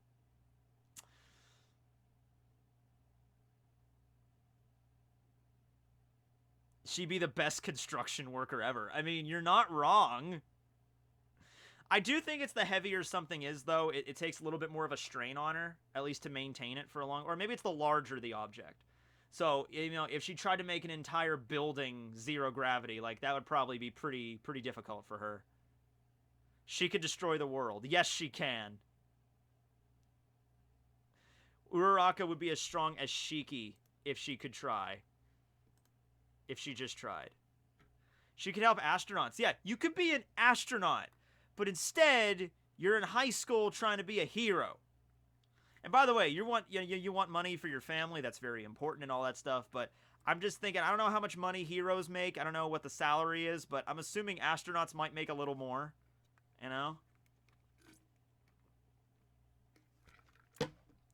Alexa, what's the average salary of an astronaut? According to another Amazon customer, $65,000 a year average salary of an astronaut. Really? 65 grand for an astronaut. They don't even break 6 figures. Well, I know that's average, but that's way less than I thought. You think astronaut, you think like major bank. You think like 200K a year or something. Maybe not that much, but like a lot of money. You think at least 6 figures. But that was just from another random Amazon customer. Some other random guy on Amazon commented on this, so it's probably true.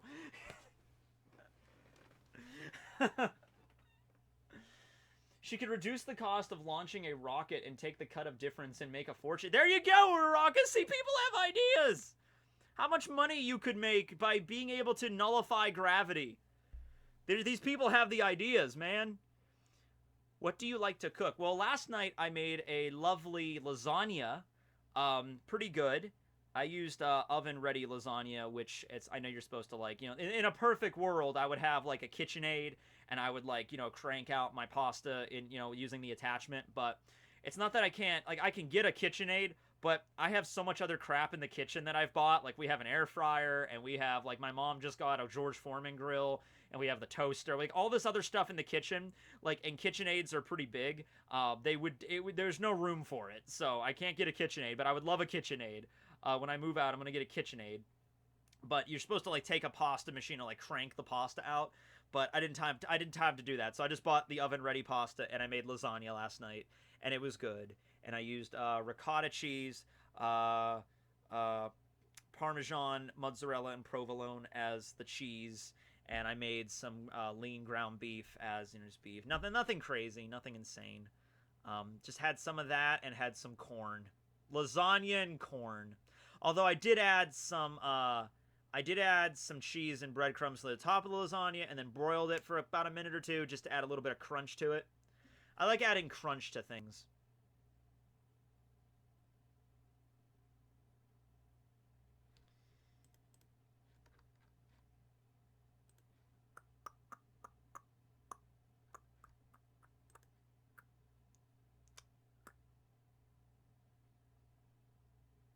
What do you think of the Purazuma no Mi? Oh, the Purazuma no Mi. Plasma is cool. What do you think, Uraraka? Yes, indeed, plasma is cool. All right, well, thank you, Uraraka, for making us let us question your capabilities and your career choices. So that was a great guest. Yes. You should do a One Piece character tier list. I actually already did one of those when I did the charity stream. When I did not the leukemia. When I did the last one, I did the one for St. Jude's. We did St. Jude's charity stream. They did one of those. And by the way, St. Jude's was actually really nice. They sent me a nice little to-do list in the mail. St. Jude's Research Hospital. I started to make a list the other day, but then I kind of stopped. So in case you guys need to know, I need to get Tide Pods, cheese, and mushrooms. Okay, now listen. There's a few ways you could take this, okay? I just want to clarify a few things on the list. That I'm not going to be ingesting the Tide Pods. The cheese is just for sandwiches. And mushrooms are not the psychedelic kind of mushrooms. Sounds like a party, Tekking!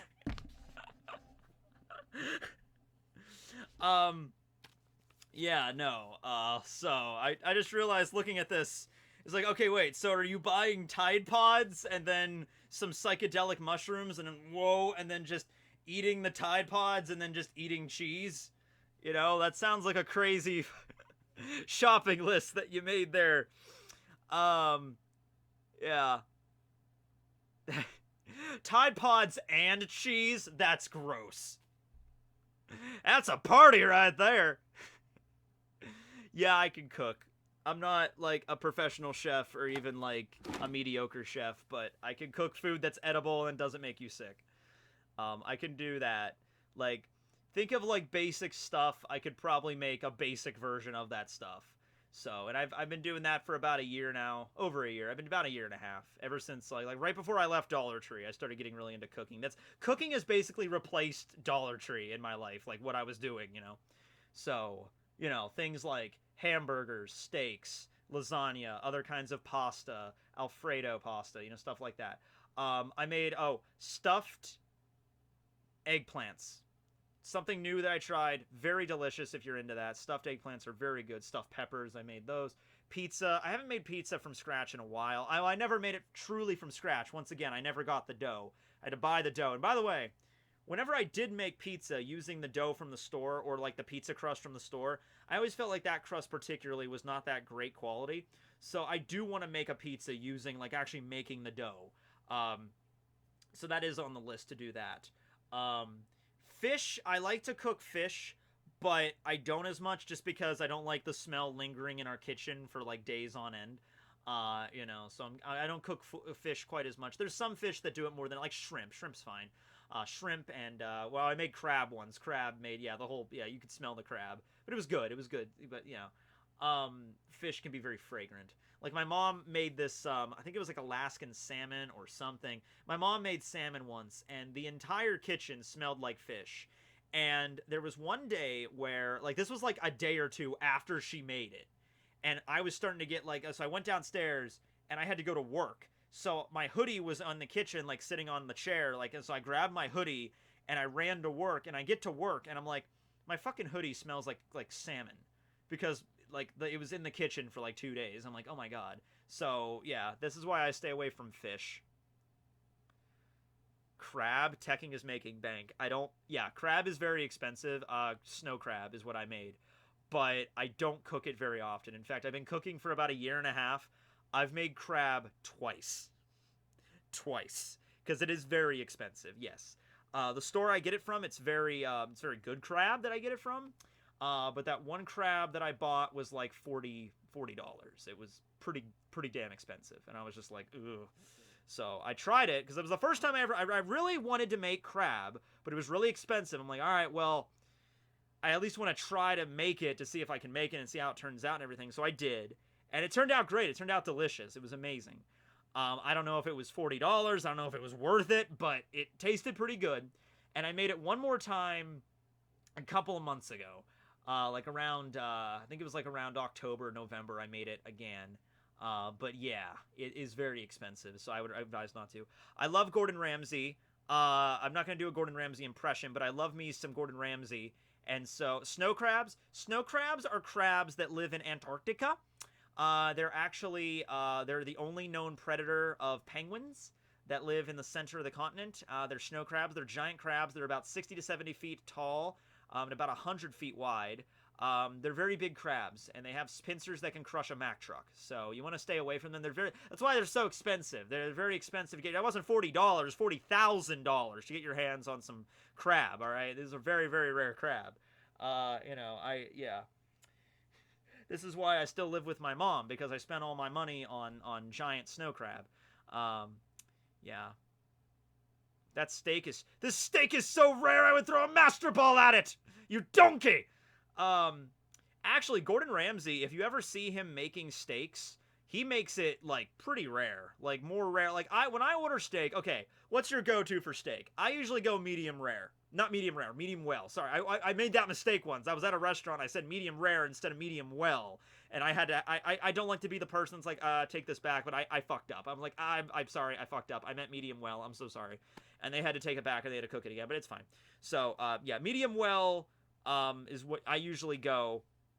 My mom, though, is like, she likes a straight up cooked steak. Like, no pink. Like, my mom, I cannot tell you how many times we've been at a restaurant and my mom has ordered, we've been at a restaurant and my mom ordered a steak well done, and we get it, and I'm eating my steak, and my steak, of course, has red in it because I ordered medium well. And her steak, like, I'll look at it, and it looks fine to me. Like, it looks like a well-done steak. It looks like maybe at the very, very center of the steak, there's a hint of pink. Just a little bit of a hint of it. But it's a well-done steak. But I'm sitting there, and I'm watching her, and she's just like, they didn't cook it right. She's done that so many times, guys. Every time, pretty much every time we go to a steak restaurant, every time, she's like, they didn't cook this right. This isn't well done. I'm like, then send it back, Mom. Then send it back, Mom. Then send it back, Mom. Then send it back, Mom. Then Mom, just send it back. Then Mom, tell them they'll cook it. So now, quite literally, every time we go to a restaurant that serves steak and she orders steak, we have to expressly tell the wait staff, like, well done. It's like, no, no, no. You don't understand. No pink. Like, I straight up tell the waiter now, I'm like, if there is even a speck of pink in that steak, she will send it back. Because this happens so often. So I'm just like, my mom is the king of sending stuff back. My mom does that as well. And you know what? You know what's hilarious? Do you know what my mom's name is? Some of you do. Some of you know what my mom's name is, and that's the thing that makes it even funnier. And what's even funnier is she doesn't know, she doesn't get the joke and the meme. So that's what makes it even more hilarious. Yes, yes. Her name is Karen. Yes. Her name is actually Karen. It's so funny when that meme happened, because I start to realize, like, oh my god, yeah, you are such a Karen. And she's like, what do you keep saying that? I don't understand. I'm just like, I had to explain to her, like, what a Karen is. Like, I was like, okay, mom, like, a Karen is somebody that, like, you know, like, I would like to speak to your manager. You know, a Karen is somebody that, like, if you go to a restaurant and you order a drink and you say no ice and they bring it to you with ice, you're the kind of person that takes the thing, walks up to the front and just be like, I asked for no ice in this. You know, like, you just can't, like, deal with stuff as it comes. It's just like, okay, who cares? Just drink it. It's fine. And it's just like, I ordered well done, no pink. It's like, there's like a tiny, tiny little speck of pink. You'll be okay. You know, but yeah, she's a Karen, which makes it funny. But yeah, so yeah. So yeah, now we tell the wait staff, she's like, you don't understand, like, you need to make this burnt. Like, I'm serious. Like, one time my mom was making steaks here, like, in the house. She was making steaks. And I was out for a walk, or I went to the store or something. I came back, and oh, no, this was late at night. Yeah, this was late at night. I get back, she's in bed. She made some steaks for her for me and her when I was gone. So I come back late at night, and the whole kitchen smells like smoke. You walk in and there's no smoke in the kitchen, like we're not having a fire, but you walk in and you could smell it, like something was burning in this kitchen maybe about like 5 hours ago. There was something cooking in this kitchen that was burning.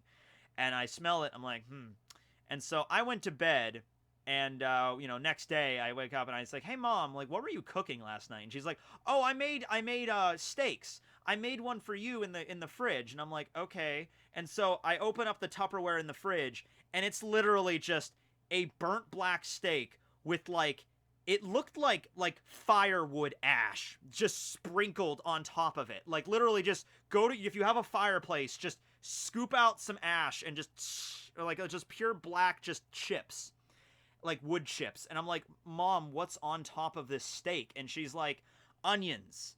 I'm like, mom, you've literally burnt these onions into ash. These are not caramelized. These are like just poof. And she's like, yeah, that's how you cook them. I'm like, no, it isn't.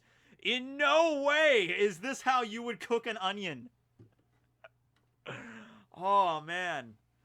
So I don't know. She might be a legitimate alien or something. Because she literally cooked these onions until they were powder. And I love her reaction too. I asked her about that. I love her. She was just like, yeah, that's how you have to cook them. I'm like, nope, it isn't. Here's how you caramelize onions. You want to know how to caramelize onions?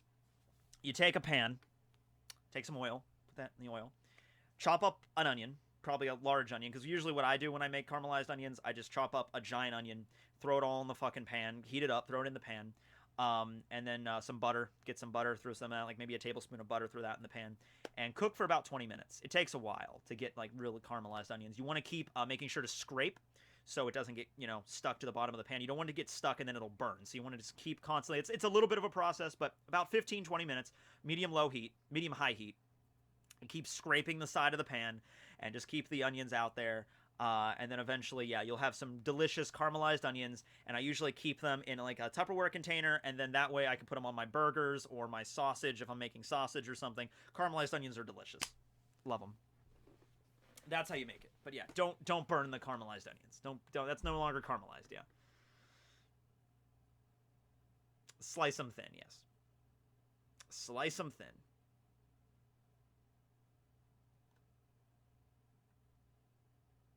Complaints to manager per hour. My mom, I tell you a little story about my mom and her car if you want me to. This isn't really a story, but it's a story. Okay, so I don't know how funny the story would be, but yeah. The story is, my mom, okay, when I was going to university, we decided she wanted another, we had two cars. I had a Chevy Cavalier, a 2003 Chevy Cavalier. It was my first car I ever had.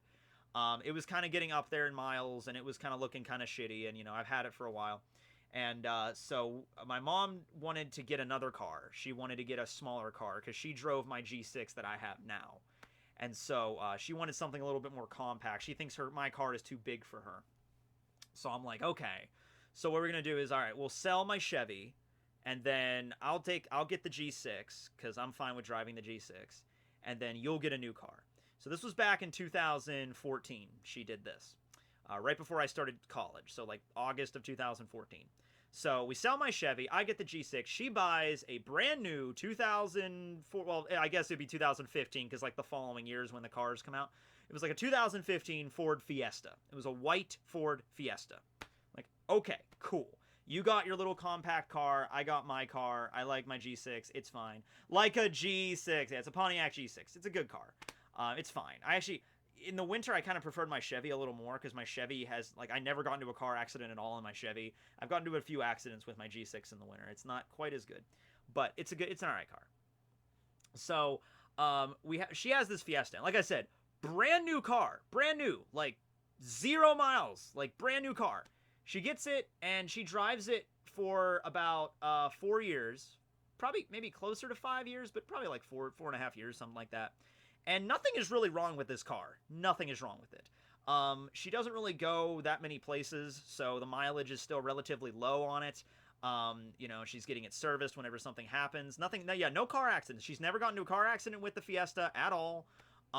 Nothing. The car is fine. Car's perfectly fine. Like 4 or 5 years later, it has like 30, 40,000 miles on it. You know, whatever. Maybe even less than that. Pretty good car. She's like, I want a different color. I want to sell my car and get a different color car. And so she does. And I'm like, and so here's the thing that really perplexes me.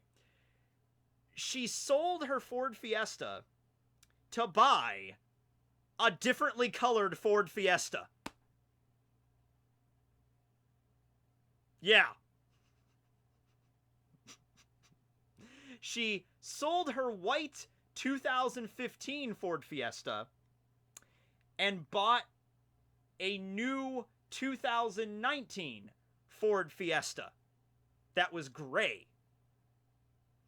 And it was kind of a downgrade because it has roll-up windows. Her old Ford Fiesta had automatic windows, you know, like every other car that exists that was made after like 2010. But it had, like, the old school wheel-up windows. So I'm sitting there, and I'm just like, why not paint it? Dude, literally, all these questions I've already posed to her. You know, I was like, why don't you just paint it? You know, if you want a red car, like, your car is white, you understand. White. Bare canvas, you know, like... Yeah, it'll cost money to paint your car, but probably less than actually buying another car. Now, it was a trade-in, so it wasn't like she was buying it. She was trading the car in, so it wasn't as that much. And she got a good deal for it. But I'm just sitting there, and I'm just like, I don't understand this. I really don't. And yeah, she didn't even want a different color. She wanted a different shade. My mom, by the way, I don't even understand why my mom wanted gray. She ended up she wanted a red car, but I think the silver car was like, it's more of like a silver than a gray. But no, it's actually, I think it looks more than a gray, honestly. To me, I think it looks more gray. Because my mom always liked red. I thought she was going to get like a red car or something. Like, you understand, like, you could have gotten your old Fiesta. You could have got that painted any color you wanted. Like, literally any color. Like, if you wanted, like, red with yellow polka dots, you could have gotten that if you paid the money for it. It'd be fine. But what the thumbnail about? The 500k subs also Reiju's boobs, but mostly 500k subs. So yeah. Was there less mileage on the new car? There was, but I like the mileage on her old car wasn't that high anyway. It was like probably less than 30, maybe less than 30 or 40. It wasn't that high. She only had it for like 4 years, and she didn't really drive anywhere. So yeah, yeah, I didn't get it. Oh, by the way, the biggest kicker, it doesn't have electronic windows because it has a rear view camera. It's like a trade-off. I'm like, okay, that doesn't make much sense to me, but fine, whatever. It has a rear view camera, and I'm thinking, all right, that's cool. My mom doesn't use the rear view camera. My mom still, like, just opens her door and just looks out the back when she's backing up. And I saw her do that once, and I'm like, you have a rear view camera now. And she's like, yeah, I like to do it this way. I'm like, why did you buy this? You know? Like, what was the point? Oh, God. I drive a Cavalier. I like Cavaliers. If I get another car, it might be a Cavalier. I'm probably just going to drive my... Because I'm not a car guy. I'm not like, I need to have the fastest, bestest, like, sports car or whatever. I have a car. It gets me from point A to point B. It has some dents in it. It has scratches all over it. It's fine. It's fine. My car, my G6, has about 80,000 miles on it. It's all good. I'll keep driving it until I either wreck it or, you know, the damage, like, it gets too, there's so many problems with it, like, it would cost less to buy a new car than keep fixing it over and over again. But yeah. Hello from Wakanda. Wakanda. Oh, sure.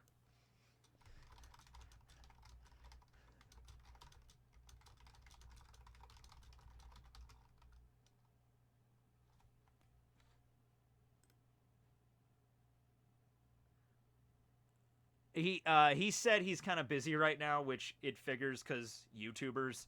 Like, honestly, like, if I was just, like, chilling out, like, on a regular day when I was just doing my regular stuff, and then someone's like, Tekking, you need to come in a stream now. I'm like, yeah, I'm busy, dude. I'm working on something, you know? So that's understandable. It's fine. Because this is literally last-minute shit. Yeah. Who is the girl woman on the thumbnail?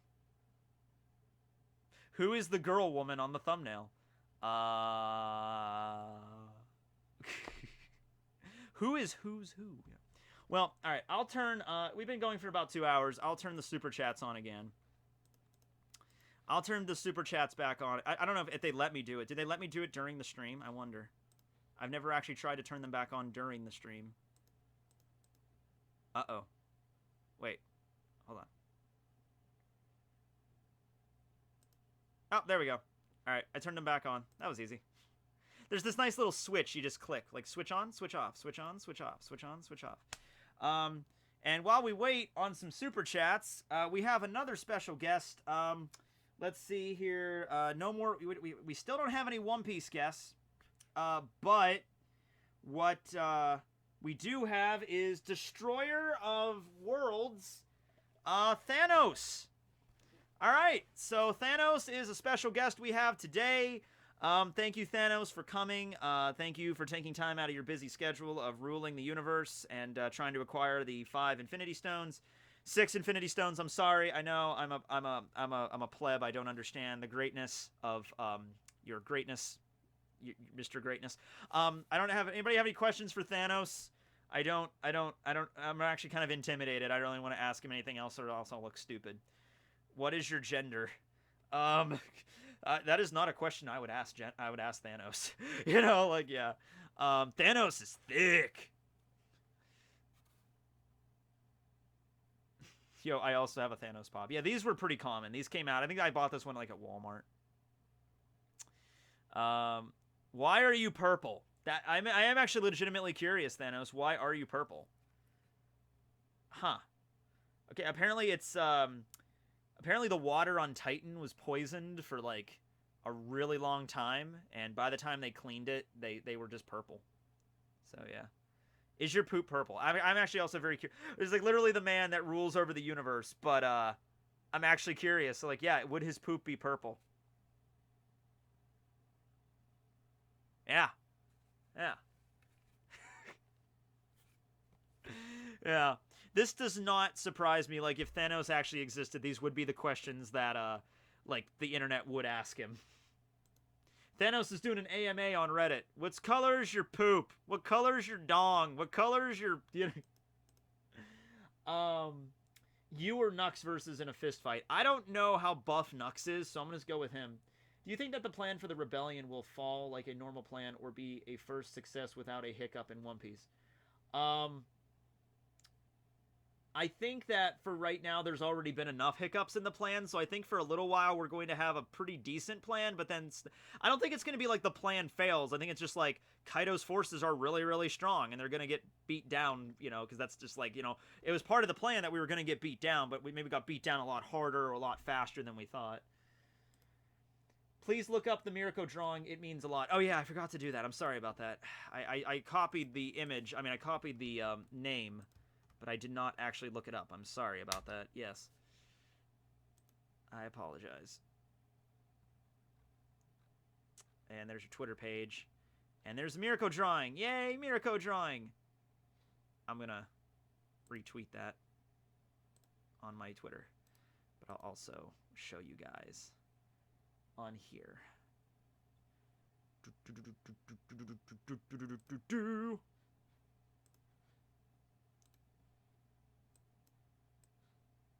Oh, wait. There we go. There is the drawing of Mirko.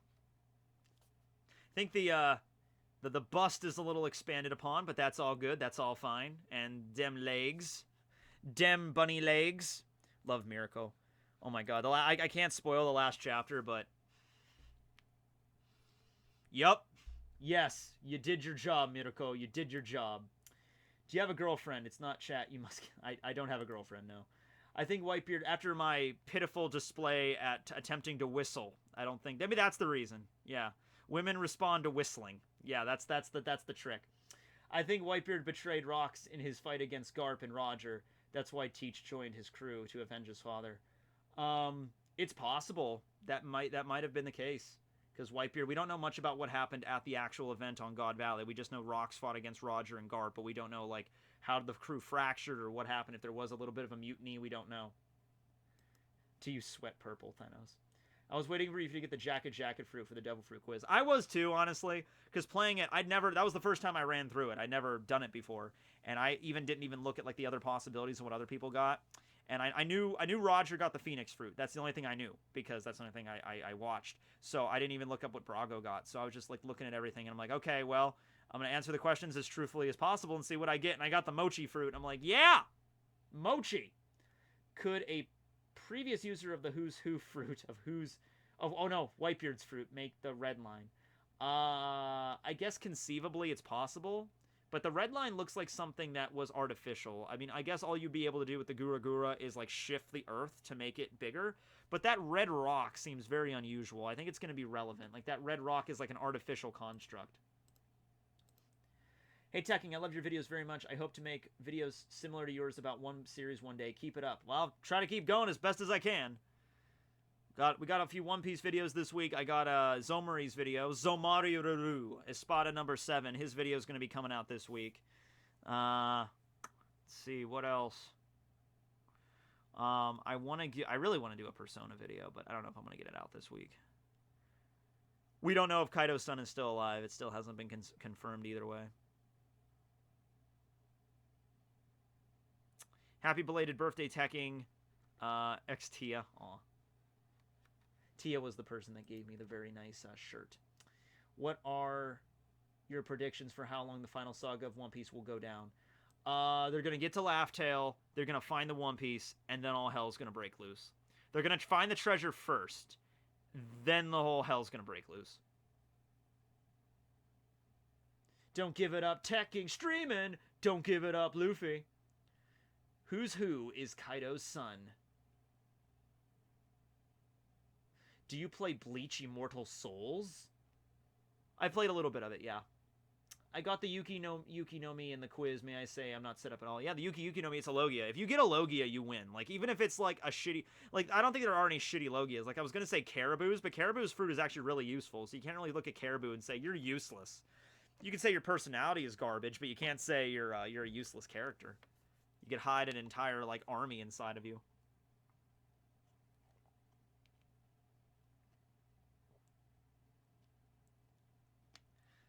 Yeah, I don't really thank you for the idea, but I get a lot of those, like more than you would probably think. Like I get a lot of those video ideas or like theories about One Piece and stuff. Like, hey, I have a theory idea. Can you make a video on it? And it's just I get so many I can't read through all of them. So I would advise, like, I appreciate it. I really do that you care enough that you'd like send me theories and stuff. But I just get so many of them. And back when I was doing Bleach, I got a bunch of Bleach ones too.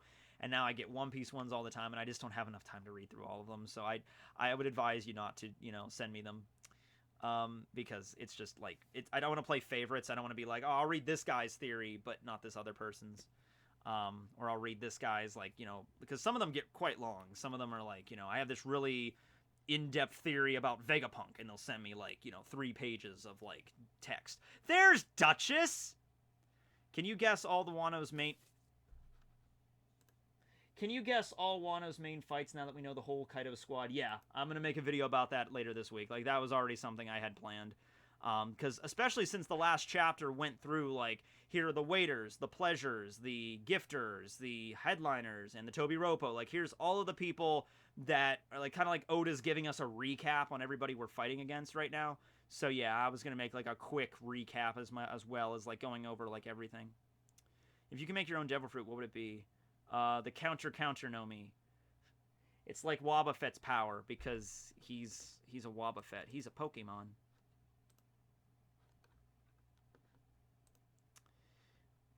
Beefcake! Duchess! You want to come in, Duchess? Oh, thank you for stopping by the way, Thanos. Yes, you've been such a great guest. Thank you, Thanos. Yeah. Imagine that you're on a talk show. And it's like, I'm Thanos, destroyer of worlds. And then he just hangs out there and you forget about him. Like, all right, whatever. You forget about him for like 5 minutes and just go off on a monologue. Like Jimmy Fallon. He just like, all right, Thanos, great. And he just like starts talking to the audience for 15 minutes and just ignores Thanos. I'm Pirate Uehara.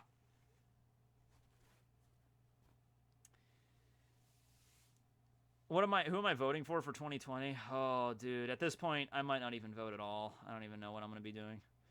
Now to watch Food Wars. Okay. I've seen a few episodes of it. Haven't watched the whole thing in its entirety.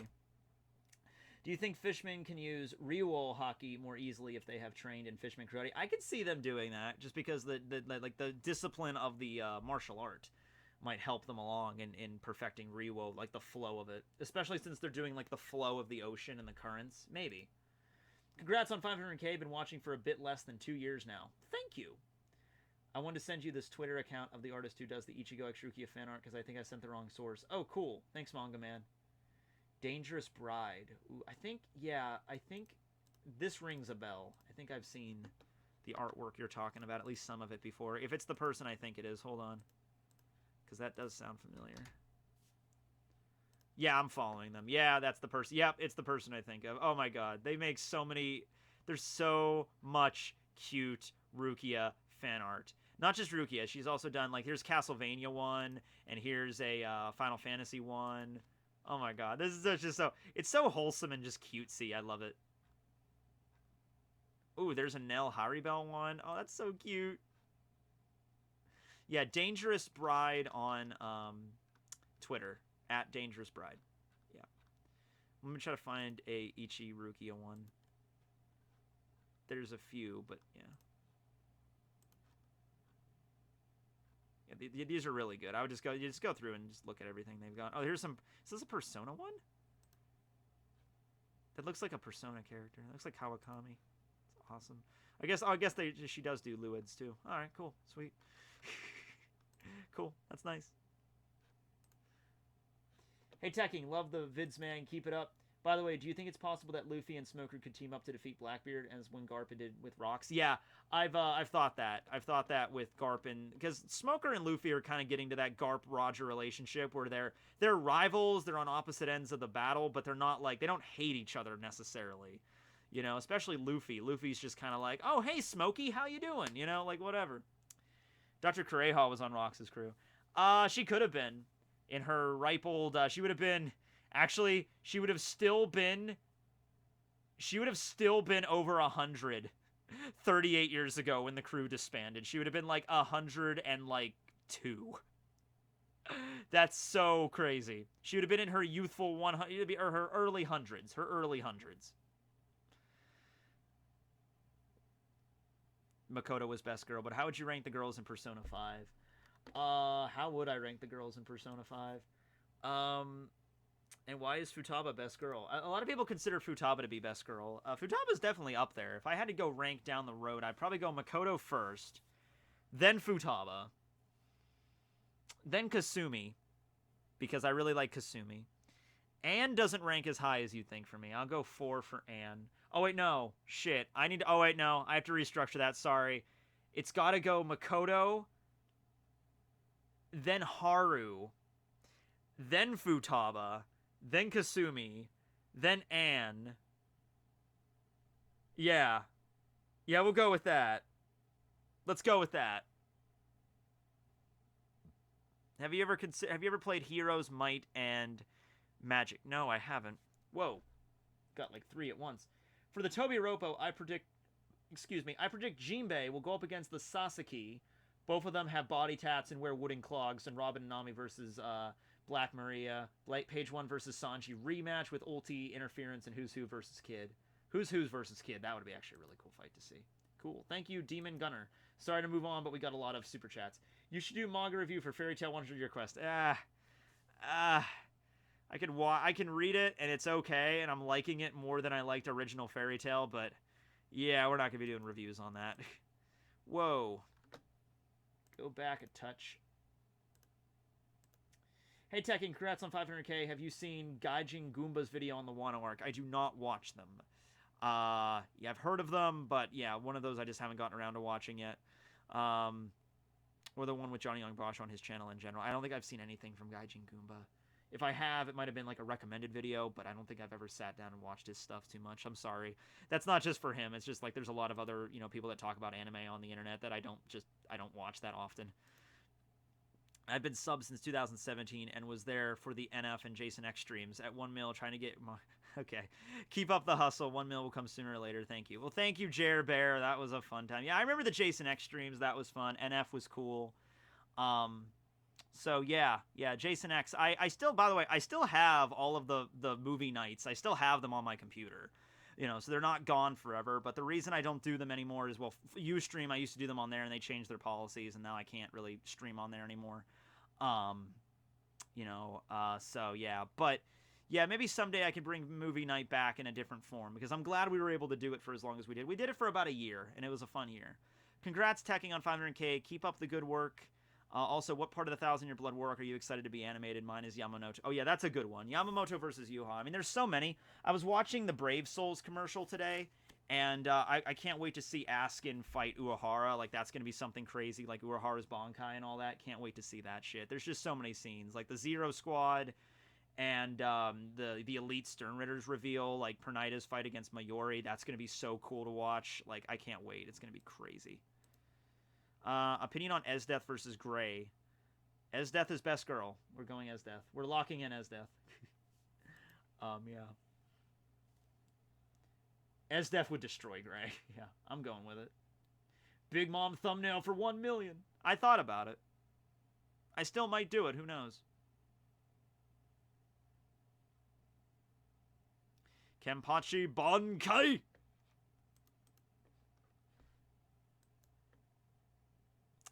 What do you think of Nami getting Big Mom's Devil Fruit? I think she's alright right now with Zeus. She kind of already has part of her fruit, so yeah. The Wall Rider. I remember Outlast. Outlast was fun.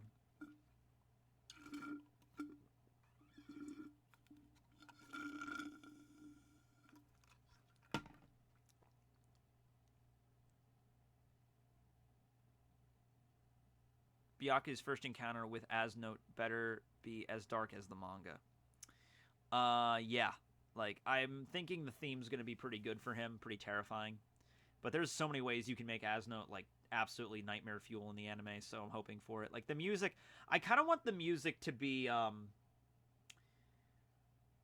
man, I want Asnote's music to be genuinely scary. Like, not just, like, not just like, you know, you there's a few ways you could do it. You could do like a metallic, you could do, because I think there was an Asnaut theme that somebody, like, it was like another theme from something else, but somebody took it and was like, this is Asnaut's theme. And let me see if I still have it on my computer, because I did have it on my computer at some point. I don't know if I still do. Oh, I still do have, okay, so this is the one that I have. And it's a theme from something else that they just adapted for Asnaut, because obviously the anime isn't a thing yet. Hold on, wait for it to load up.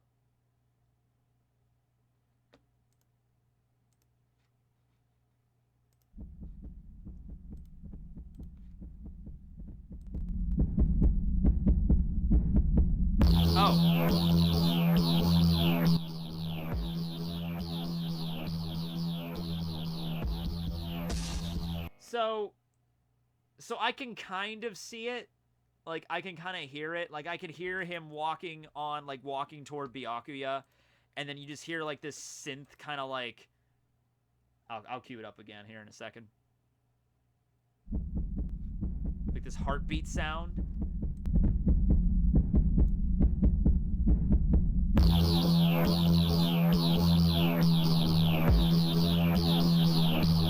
Like, I can hear that, but I don't know. Like, I want to be, like, genuinely scared, because he's, like, the fear. I was watching a horror movie last week. Anybody ever see the movie Sinister? Sinister is, to me, it is, like, a genuinely creepy-ass movie. Like, not creepy, like, scary. Like, there's scenes in that movie that genuinely had me like, ooh, ooh, ooh, you know? You sound gay! Okay, I gotta tell you a story about this really quick. Last summer, I don't know, okay, we'll get back to discussion, because I want to talk about, I want to talk about the horror. Okay, let's do that first, because I'm already talking about it. Let's talk about that first, okay.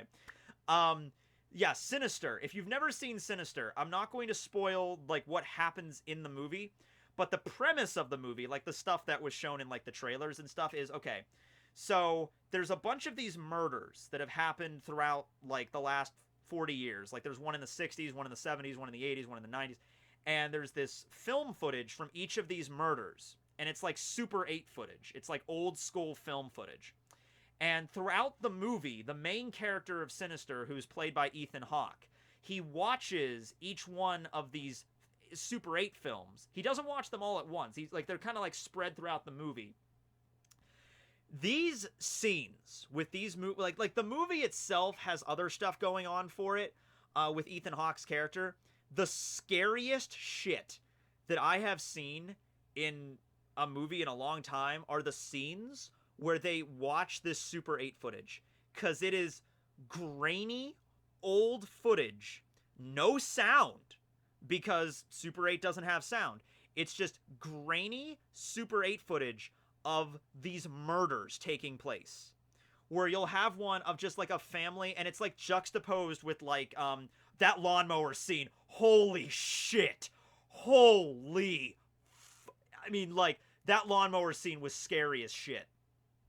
Like it was they also had a really loud, there was also a jump scare included in there too. There was also a really loud noise, which I don't know how I feel about that, but it was genuinely, they're so creepy, because, like, he'll put in one of the films, and it'll just be like the family hanging out like normal, just like, you know, having a picnic or whatever, and then it'll immediately cut to a scene where they're, like, inside of a car getting burned alive. Once again, no, there's no sound coming from the movie, but there's a soundtrack playing in the background. And some of the music that's playing in the background is the creepiest shit I've ever listened to. I want to show you which I think is the scariest in that movie. It's when there's one of the films that shows a family getting their throats slit, and the cameraman is just, like, he's, like, downstairs in the house, and it's all the lights are off, and he just has, like, a flashlight, and then he slowly just walks upstairs and goes into the room, and you can see a dog barking, but the dog, you don't hear the dog barking. It's just this creepy, oh my god, it's like creepy choir music playing in the background. That scene is actually difficult for me to watch, because it's murder, but it's also like that soundtrack is so creepy. I can play it for you now because it's in the middle of the day and I'm in the middle of a stream, but oh god, it is so creepy. I'm serious though. If you want a good creepy movie, you watch that.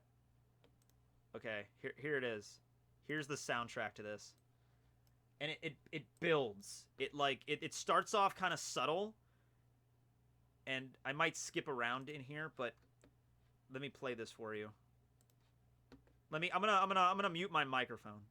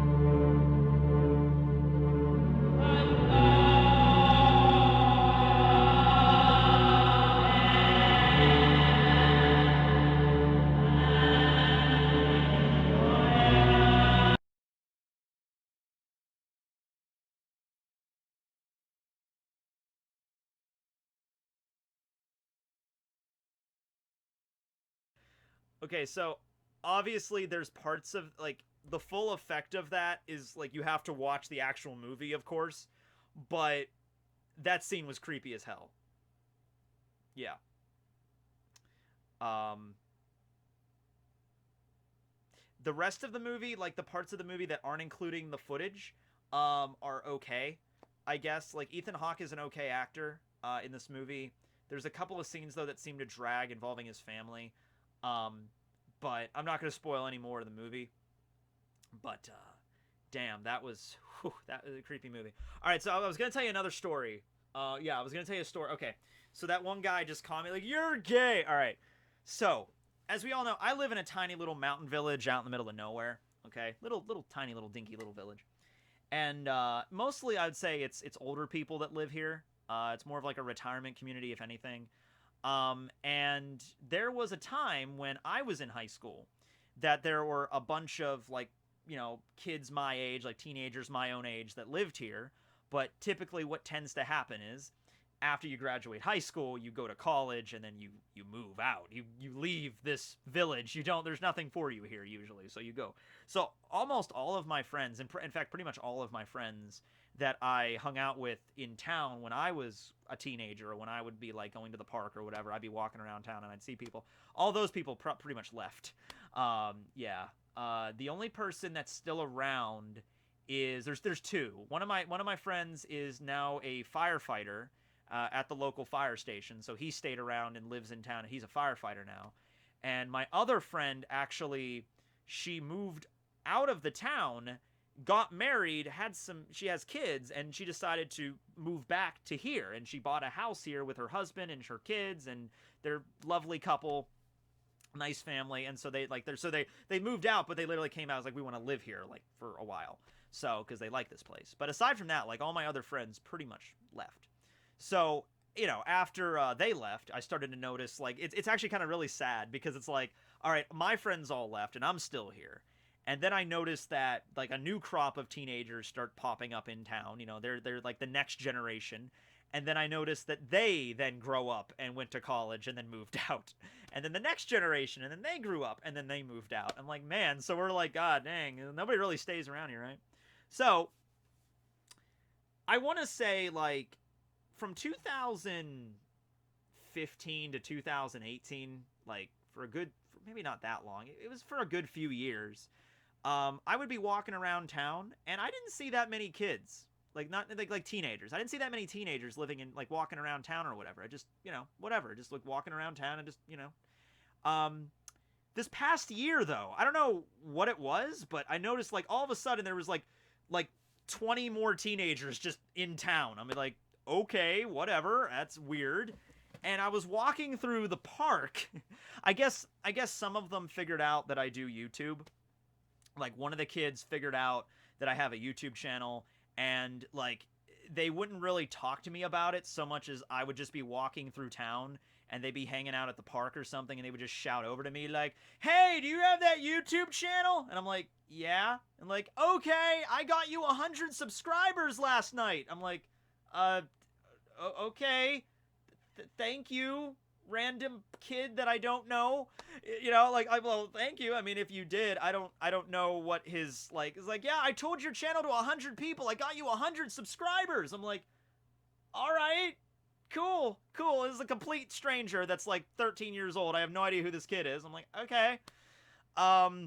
And there was another kid I was walking one night, and it was like that awkward moment where, like, I'm walking down the street and the kid's walking up the street, and we pass each other, and he's just like, how's your YouTube channel going? I'm like, it's good. He's like, well, that's good. And then he just keeps walking. It's like very, very awkward. I'm like, okay.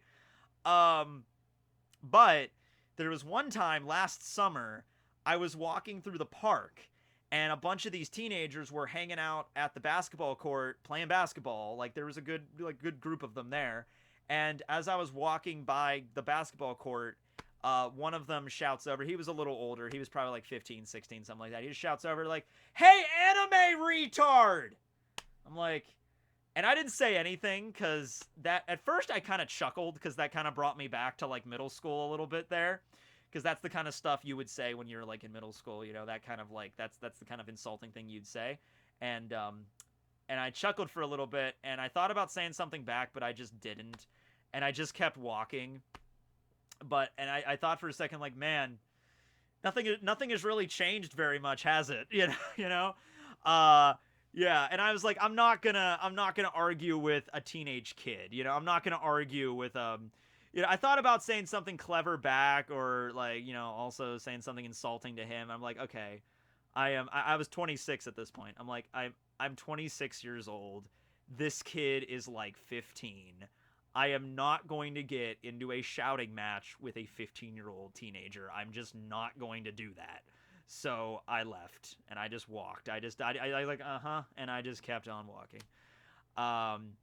So yeah. I don't know. It brought me back, though. It brought me back to middle school and elementary school, because we would, like, yell that kind of stuff to people all the time. Like, I'd hear it all the time on the playground and stuff. You know, usually directed at me, but whatever. Yeah.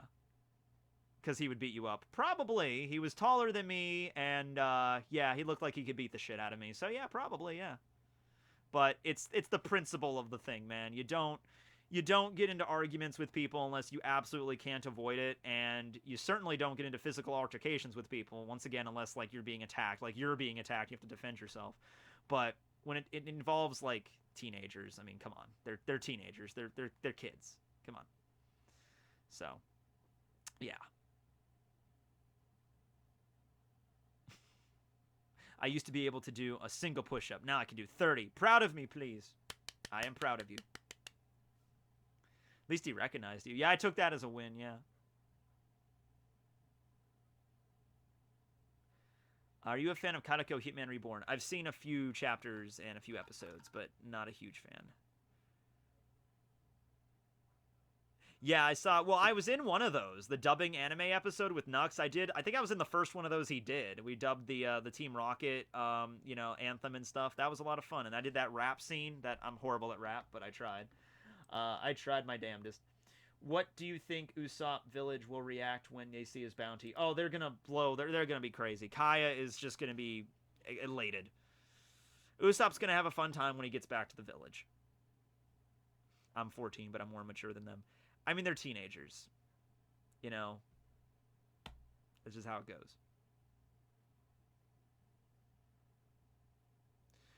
What if Usopp was always at the coastline because he was hopefully his father would come back? Oh, he's not actually looking out for pirates. Oh, God, that's so sad, but you might be right.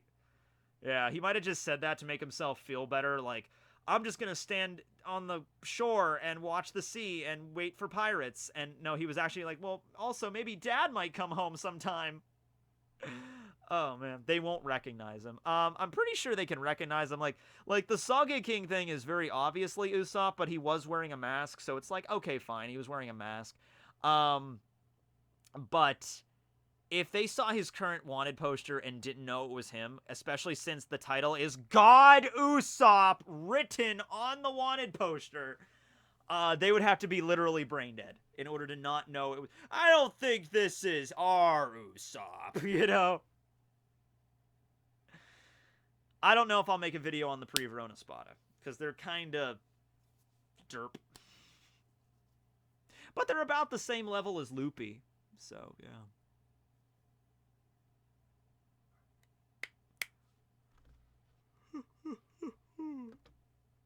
About 2.5 hours so far, going good.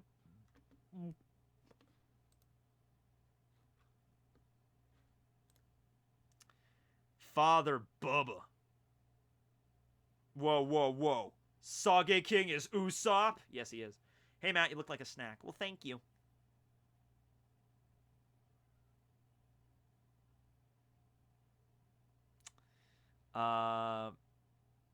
Who's who? Oh, God.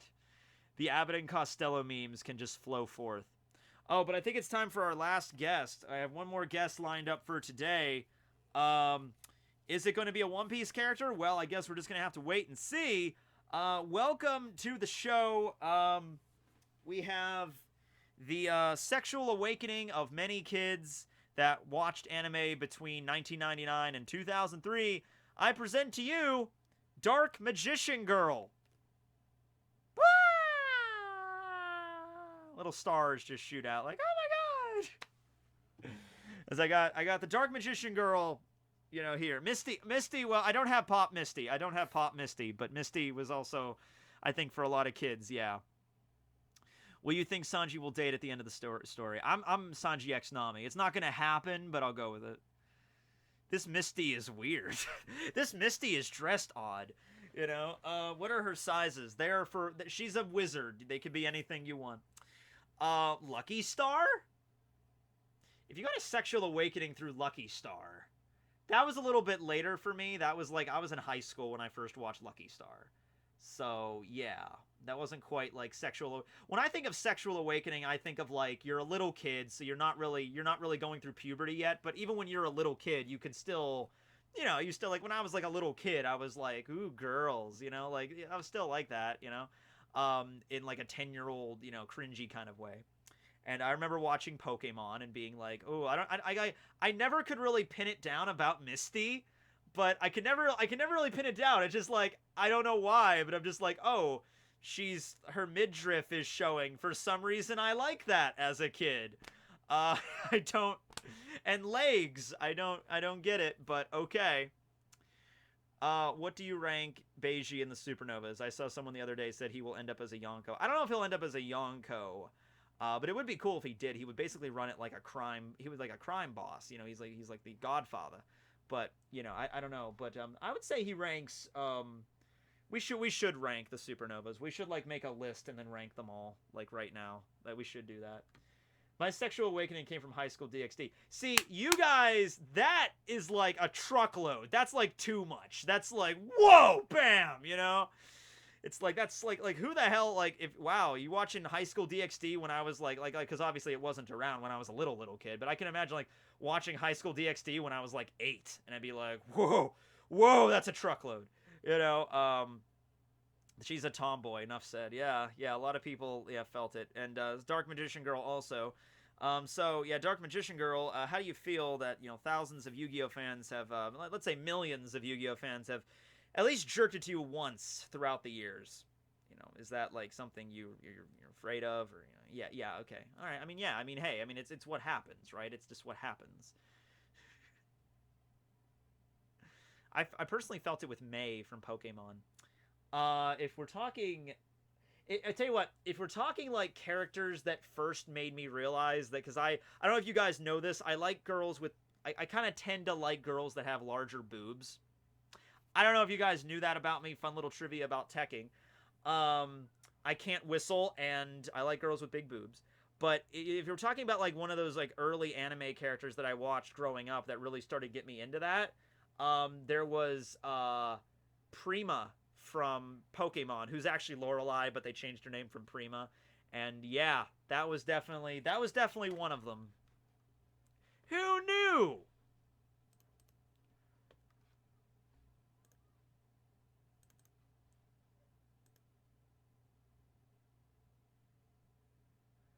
Can we get a Tekking tumble? My bed is currently filled with headphones and PSPs right now, so maybe not.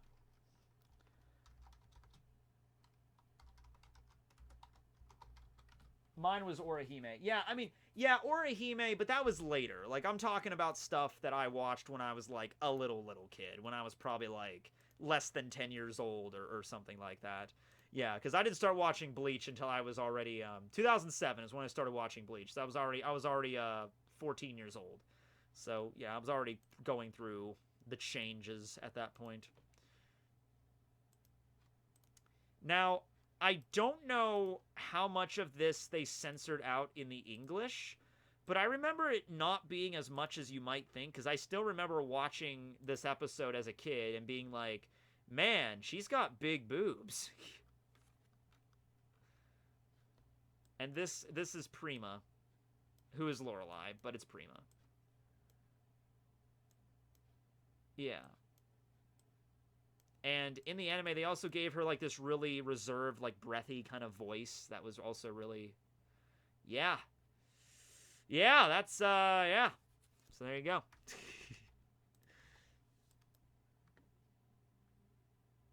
This has been a wild ride of a stream, yeah.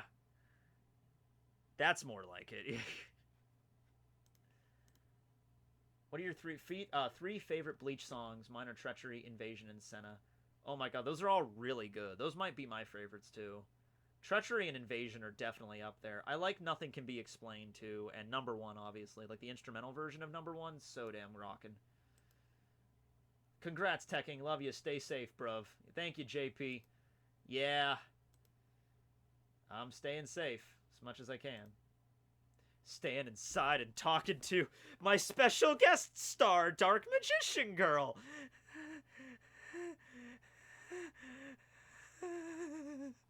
Well, thank you for coming down to the show, Dark Magician Girl. Thank you. Everybody say hi to Dark. We ended up talking more about Misty and Pokemon, but it's okay. I'm used to it. All right. Yeah. What kind of outfit do you like on girls? Sweaters. Let's go with sweaters.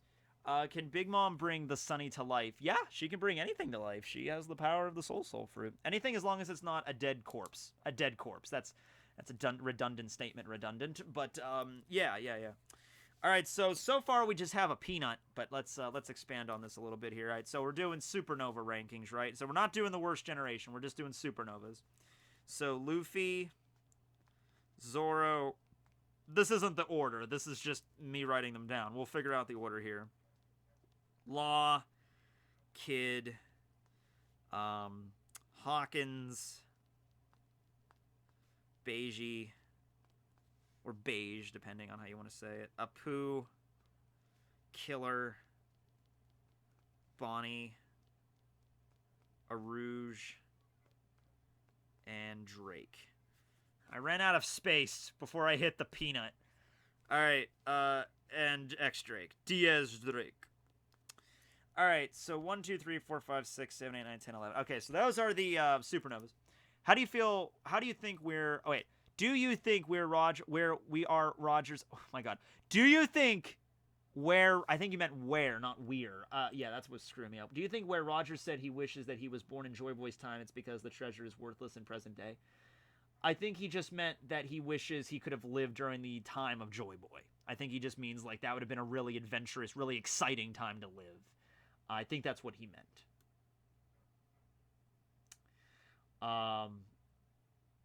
But all right, so those are our 11 supernovas. First off, let's pick the strongest. I feel like the strongest will be easier.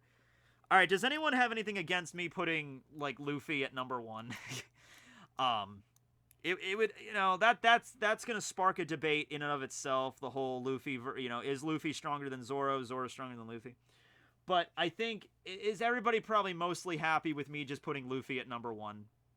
Like, right now? Nope. Nope, nope, nope. Zoro number 1, Zoro number 1. Look, it's either going to be Luffy number 1, Zoro number 2, or Zoro number 1, Luffy number 2. Apu number 1! Like, I'm putting Luffy at number 1. I'm sorry, I'm putting him on number 1, alright? Kid and Luffy were both one-shotted by Kaido, so... yeah. Now, actually, here's a question. How do you feel about number 2? I'm thinking, actually, I can either see Zoro at number 2 or Zoro or Kid at number 2. By the way, something to keep in mind, we're only doing this by what we know about these characters so far. So, like, we don't know that much about Arouge's Devil Fruit. He might have another secret move we don't know of. You know, they might have other abilities we don't know about. But for right now, we're just like, overall... you know, all the things they have. They're hockey. This includes hockey. This includes devil fruits. This includes the devil fruits that we've, like, the powers we've seen them use so far. I can see a lot of people. You know what? I'm going to put Kid and Zoro both at number 2. You might say it's a cop-out, but screw it. That's what I'm doing. Kid and Zoro both getting number 2 slot. Alright, so there's going to be no number 3 slot for that reason. So moving on to number 4, which is actually number 3, but yeah. I'm doing that, because I can see Kid and Zoro. Yeah, we're doing that. Okay, so now... Law, Kid, Hawkins... Not Kid, sorry. Scratch him out. Law, Hawkins, Beiji, Apu, Killer, Bonnie, Arouge, Drake. I mean, I would put Law next, you know?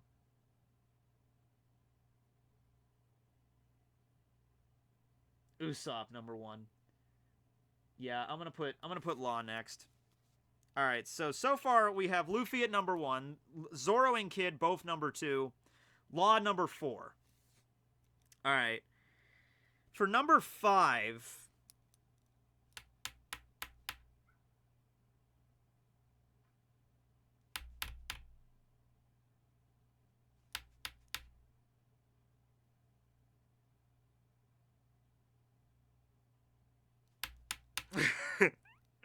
Now it's starting to get harder. It's actually starting to get... I'm thinking Drake. Because I'm going through all... I'm thinking... I'm honestly... I'm on the cusp between Hawkins and Drake at number 5. Because Drake can turn into a goddamn dinosaur. I mean, you can't overlook that. Hawkins does not have physical strength, but he does have all those wacky tarot card abilities, which the tarot card abilities could potentially give him more power. But that's more of a gamble. When Hawkins uses his tarot cards, it seems to be more of a gamble whether or not, like, it'll give him a good card or a bad card. So it's not something you can continuously use. No, I didn't miss Killer. I don't think Killer should be number 5.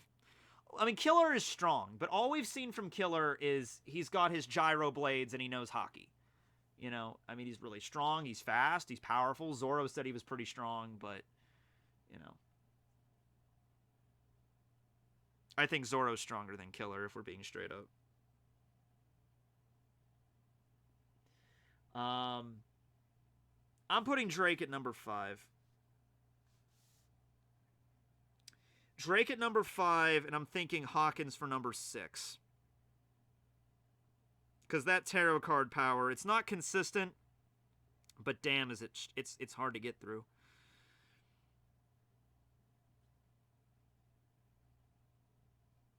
I'm gonna go with Hawkins for 6. Killer, I'll go 7. I don't know. See, like, I'm thinking, like, Beiji can literally transform into a giant fortress armed with cannons. And yeah, Big Mom was able to destroy that, but it's Big Mom. She's a Yonko. You know, even Beiji was just like, man, you know, it's like the defense capabilities of my castle don't even matter to her, which implies that it's like, that castle has insanely high defenses. It's just Big Mom is incredibly powerful. And this is harder than you think. I think you're sleeping on Arouge. I am kind of sleeping on Arouge. Because every time we see Arouge, all he does is just like, I can get really buff and punch things! I wish we would get to see more from him. I do! We don't get to see much from that guy. And he's not even in this arc right now. Like, because if it's all you can do is just get really buff and punch things, then that's like, that's alright, that's cool, but man, we need to see more from him. Like, big time. He beat a sweet commander. It was not Cracker. It was Snack. Snack. And by the way, going along with that logic, we didn't even really get to see what Snack could do. Yeah, I understand, to his credit, he beat Snack, but we don't have much from Snack to even go off of. Alright. Instead of Hawkins, I'll put... Oh, man. You know what makes a lot more sense? Hold on, we're gonna start over. Hold on, let's start over here. Hold on. I'm making another list. Hold on. I have an idea. I have another idea. Alright, I'm still putting Luffy at number 1. I'm sorry, I'm putting Luffy at number 1. Alright, I'm putting Luffy at number 1, okay? Zoro...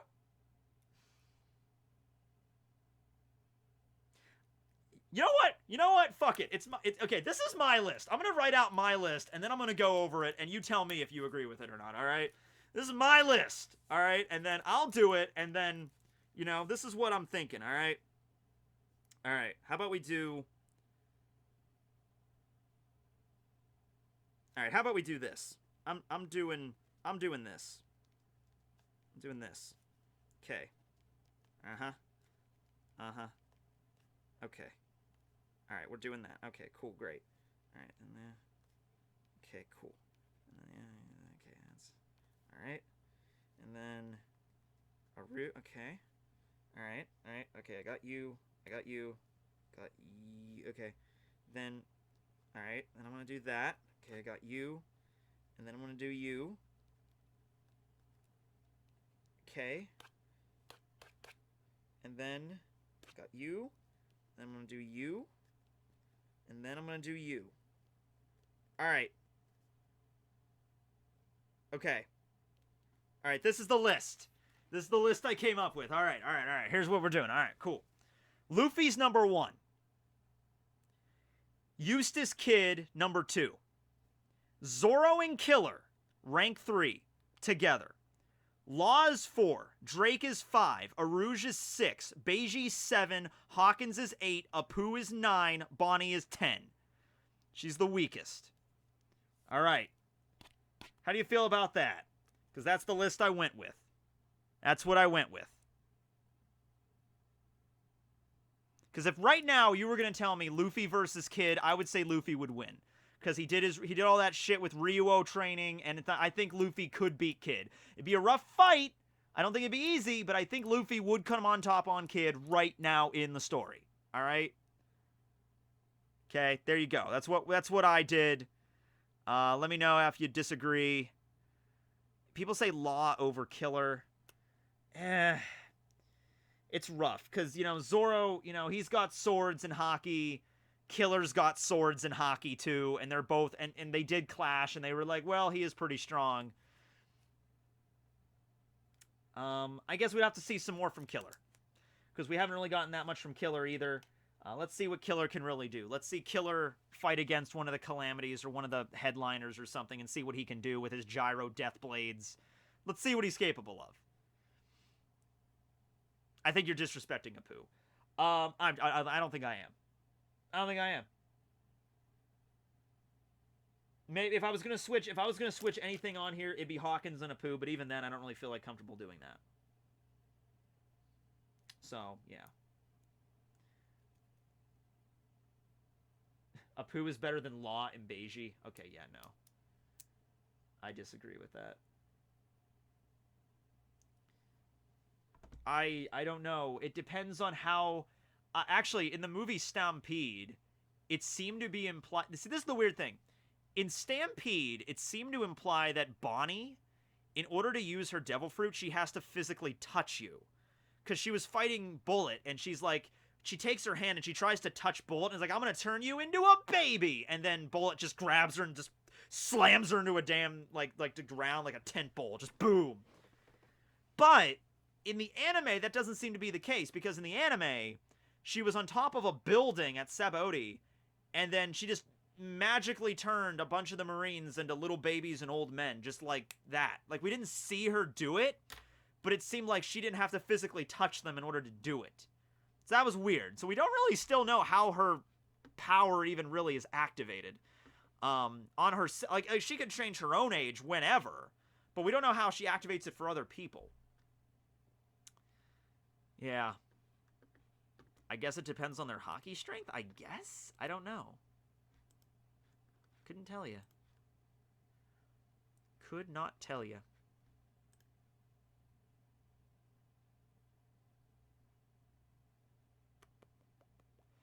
Zoro would whoop Killer. See, I don't know if he would, though.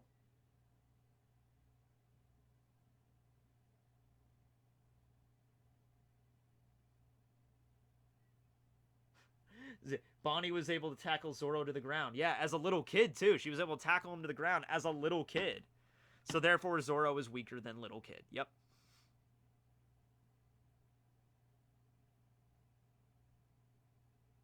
The disrespect for law. I don't know, man. It's a rough list. It's hard. I am definitely not a power scaling, list making kind of guy.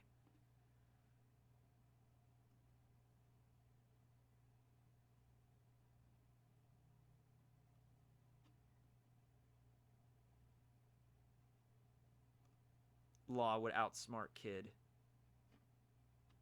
That is actually very likely, yeah.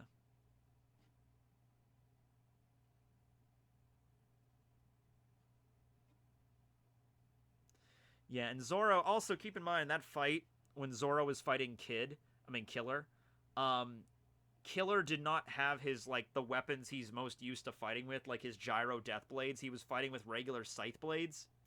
So I can't imagine that, like, gives him a bonus. You know what I mean? Like, he was fighting with these weird scythe blades, which are similar to his weapons, but not the same thing, you know?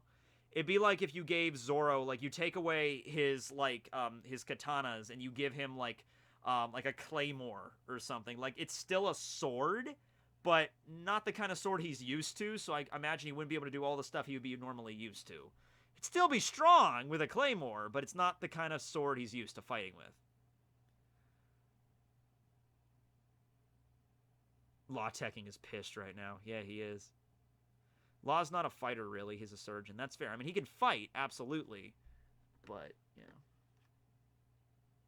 With a claymore, he'd be stronger. More awkward, maybe. Because claymores, like, katanas are, like, you know, curved in that particular way. Claymore is like a big broadsword. He wouldn't be able to, like, the way you swing it would be all off. Like, trying to do, like, 1,000... Like, you could probably do, like, a Caliber Phoenix with that, but it's, like, you know, it's a really different shaped sword. What if the big-ass sword in Kaido's and he's the only one that can use it in his hybrid form? Oh, that would be cool, but Kaido isn't that big. Like, even if his hybrid... Well, maybe in his hybrid he might be that big, but I don't think he's that big. Happy 500k subscribers. Thank you, Tonya Jackson. Here's to another 500k. Yeah, to 1 million! I don't know when we're supposed to hit 1 million. It's supposed to be, like... let me check Social Blade.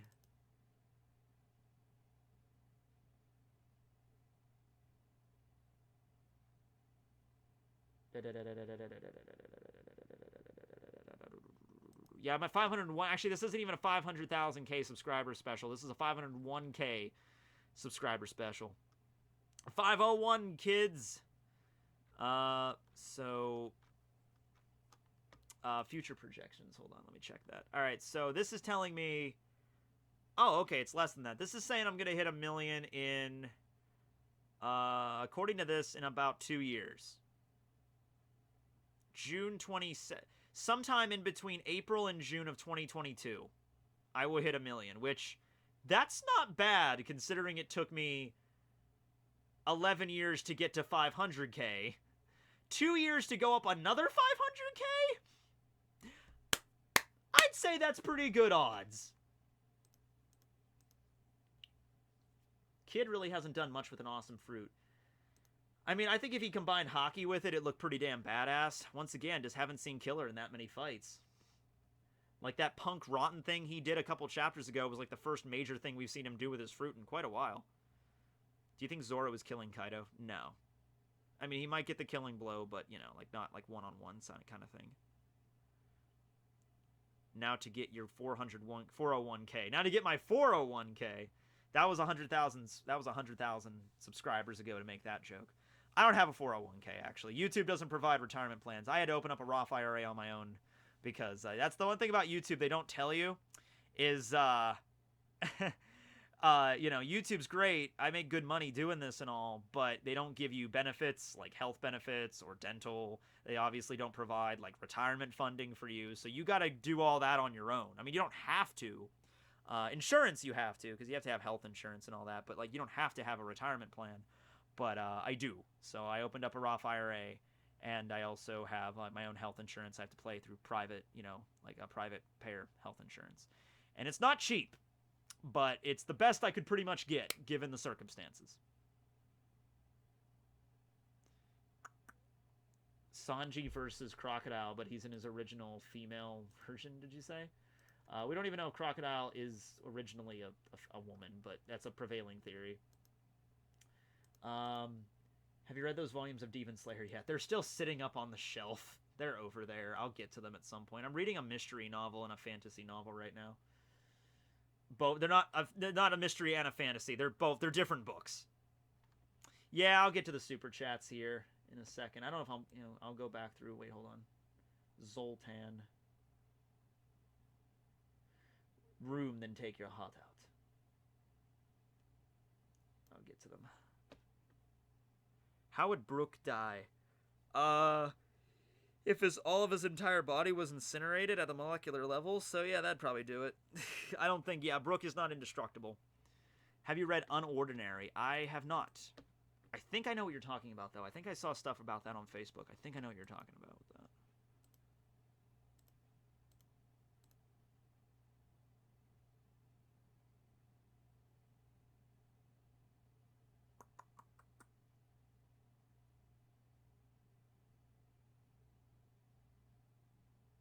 Yeah, Monet's Devil Fruit Theory. I might revisit that at some point. I'm not sure. Because, it has been a while. I don't know if it's ever... There's no new developments on it or anything, but, yeah. Yeah, the One Piece D&D is a blast. The last session was a lot of fun. I can't wait to do it again. I can't wait till next issue. It's going to be a lot of fun. That'll be... not this Wednesday, but the following Wednesday. So that'll be, like, May 3rd, 4th, like, 5th. Like, May 5th, I think, is the next one. That's the one where we're actually broadcasting on Twitch when we go live, and then we upload. He uploads the next the video on Sundays, the following Sunday. Way to go and love your D&D session. I have you watch Shaman King. I have never watched Shaman King. That was something when I was a kid that I just never got into. What modern Western cartoons do you watch? Harley Quinn. That's a cartoon. That's Western. Not really for kids, but it's Harley Quinn. It's pretty funny. I like it. Yeah, but then cartoons like SpongeBob. Like I'm always up to watch an episode of SpongeBob. As long as it's like an older episode, not like not like one of the newer ones. But yeah, I'm always up for a SpongeBob. Rick and Morty. I like Rick and Morty. Ben 10. I like Ben 10. The original series of Ben 10 was okay, and then Alien Force and Ultimate Alien I think is where it got the best. And then after that, it was all like I'm not into the Omniverse or all the the reboot of Ben 10. I'm not into that. But I just like the animation style of the first 3 series. So the original, and then it got really good in Alien Force, and then Ultimate Alien. What's next, Poke Nuzlocke? And also, we're birthday twins. Well, thank you, yeah. I don't know when the next Nuzlocke will be. I don't know. But I wanted to show, that's something I wanted to show since last time I didn't show it. As about 2 years we did the Prism Nuzlocke, and that sounds crazy. It's been 2 years since then, but my God, that was a lot of fun. And yeah, we got a lot of Briar fan art that we've done. I loved... For those of you that don't know, there's Pokemon Prism, which is a fan-made or a ROM... not really a ROM hack, is it? Would it be? I don't know what that... Okay. It's a fan-made Pokemon game with Gen 2 graphics. There you go. Whatever you want to call that, whatever. And it's really good, because they add like a whole new story to it and everything. I would definitely recommend that. So I created... You get to character create. You get to create your own character. So you get to decide like whatever character sprite you want... And I picked the female, like Claire's sprite from Pokemon, but I gave her a different color palette. So that's how we ended up with Briar the Vampire. And, like, I got so much damn fan art from Briar that I just wanted to show you again. Because, yeah, she was, that was the most fun I ever had doing a Nuzlocke. Just because the fan base got super into it. And the plot of Prism was crazy. It had, like, Power Rangers in it. And it was crazy, but it was so much fun. That was Briar with one... Hector Roman did a lot of these. That's Briar with the one of the gym leaders of the new region we were in. and the game wasn't finished. The game had like other regions, I think, where they were going to expand upon, like into the actual regions of Pokemon, like the Kanto and the Johto region. And I think Game Freak actually contacted them and gave them a cease and desist, I think, which is a shame, because they did some really cool stuff. Here she is with Yan Mega. One of my Pokemon that I had was a Yan Mega. Yeah, Lola was our bunny. Lola Bunny was our the evolved form of Baniri, whose name Lopunny. Lopunny. There you go. I remembered. I'm a Pokemon guy. This is another Pokemon we had. He was a Tangela. That was just pasta. We built like a whole backstory for Briar. So that's her mom. And we had another one that Briar was the daughter of Lance. And so we had this scene where you know, Lance takes Briar on a ride on a Salamence. And these are all done by Hector Roman, great artist. So, yeah, man. But we got some really cool artwork from these. I love these. Stopping by to say, yo, hey, Tekking. Hey, Hovik, how you doing, man? Thank you.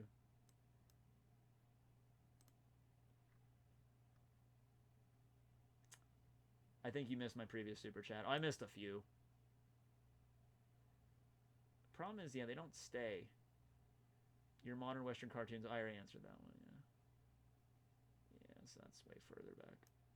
Congratulations on 500,000 subs. You deserve it. When do you think Kobe will show up to help X-Drake? And who will win? Who will he fight? And will him and Luffy get your team up? Kobe's probably not going to show up at Wano, just because he's going to Amazon Lily right now. So if Kobe's showing up at Wano, Boa Hancock's got to show up at Wano too, by that logic. But yeah, I don't think he's going to show up. Do you read all 5 books of A Song of Ice and Fire? If so, what did you think? I have them, but I haven't read them. Yeah, I've read a few passages of them just to determine like different scenes from the show. I was actually watching a few clips of Game of Thrones last night, actually. But yeah, I've never actually sat down and read the books.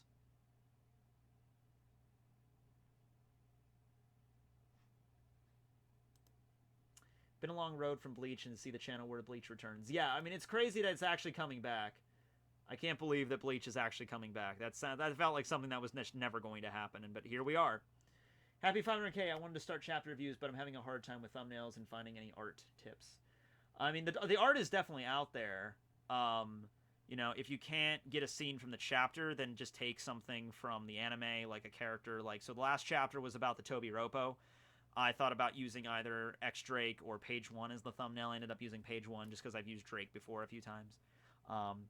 But yeah, you know, you don't, just because you don't have something directly from the chapter itself, then you should be okay. When's the stream gonna end? Probably soon, because it's about 3 hours in. This is about how long I used to do my normal streams back, like, when I first started doing live streams back in, like, 2012. I used to make them, like, 3 hours each. And I don't know how I could do that, man, because 3 hours in and I'm starting to get kind of, yeah. Yeah, I read that one already. I'm a fellow YouTuber like you. Well, thank you. Yeah, I'm really afraid of using panels and thumbnails just because of, you know, Shueisha and everything. I block my reviews in the U.S., but even so, I mean, not the U.S., in Japan, because of Shueisha. But, you know, like, it sucks that I have to do that, but I just, it's been too many problems with it before. And I know you could probably point to other YouTubers that, like, hey, this person uses panels and he's fine. I'm like, that's the thing about Shueisha. You never know what they're going to do, and sometimes they'll be okay for years, and then they'll get new management, and then the new management will be like, yeah, we go on YouTube, and anybody that uses our manga images, you know, strike them.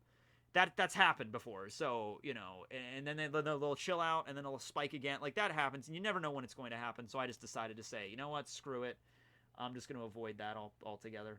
What are your thoughts on the Samurai Champloo and Cowboy Bebop? It's been a while. It's been a hot minute since I've watched Cowboy Bebop, but I've watched a few episodes of Samurai Champloo recently, and it holds up pretty damn well, I would say. Definitely holds up. I would recommend Samurai Champloo and Cowboy Bebop as well. It's been a long time since I've seen it. Alright, so I'm going to turn off Super Chats again. And I'm going to turn those off again so we can go through some that were a little cheaper there. Because the ones that were lower, of course, don't show up as much. Can I search? Hold on a second. I want to try something. Yes, I can. Thank God. All right. I was going to say, can I please search these? What are your thoughts on Gintama? I love me some Gintama. Haven't watched as much as I probably should have watched, but I like. Me like. Tekking like this. Tekking no like this. Tekking a turned on by this. Tekking is sitting at chair. Whoa, you didn't watch Beastars, and here I am waiting for the Haru discussion. I guess it's discussion. It sounds like desiccation, but Haru discussion video for your Bunny Girl series. I've only seen the first 2 episodes of Beastars. I've never watched the whole series yet. That was one of the things I watched the first 2 episodes one night, and I liked it. It wasn't like, you have to understand with me, I'll sometimes stop reading or stop watching or stop playing something and then not get back to it for weeks, if not months. Not because I don't like it, it's just, I just went away from it. I'll come back at some point, you know? I've done that with JoJo's. I've done that with, I actually even did that with One Piece when I was starting to get into it. Like, when I first started trying to read One Piece and piecing all the story arcs together, it took me a while to get caught up. That's just how I do things. Burnout. Kind of, I guess that would be the term, burnout, yeah. I'm 9. Oh, okay. Do you think 5th Gear Luffy is the awakening? Yeah, it might be. I don't think we're going to get 5th Gear in Wano, though. I think that's just going to be another form of Snake Man. I mean, of Bound Man. I mean, of Gear 4th. Another form of Gear 4th. We'll have, like, Dragon Man or some shit. Yeah, I'm gonna keep this stream on the channel. It'll be private for a little while it renders, and then I'll leave it up. Yeah. Does your family watch your videos? No. My family knows what I do. You know, like my uncles and my aunts and my mom and dad obviously know exactly what I do. But they don't really like, they don't like anime. They're not really into what I talk about. So there's no point in me like, oh, I'm gonna watch your videos every single day. Like, that doesn't, yeah. Yeah. There's a dragon reading the paper like, that's my boy, Dragon Man. Kaido is a dragon. That is true, yeah. That is very true. Congrats, Tekking on 500K.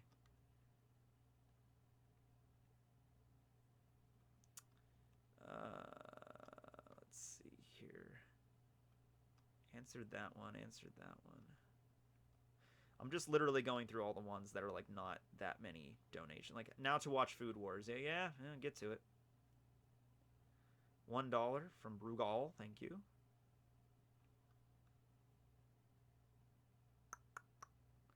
Yeah.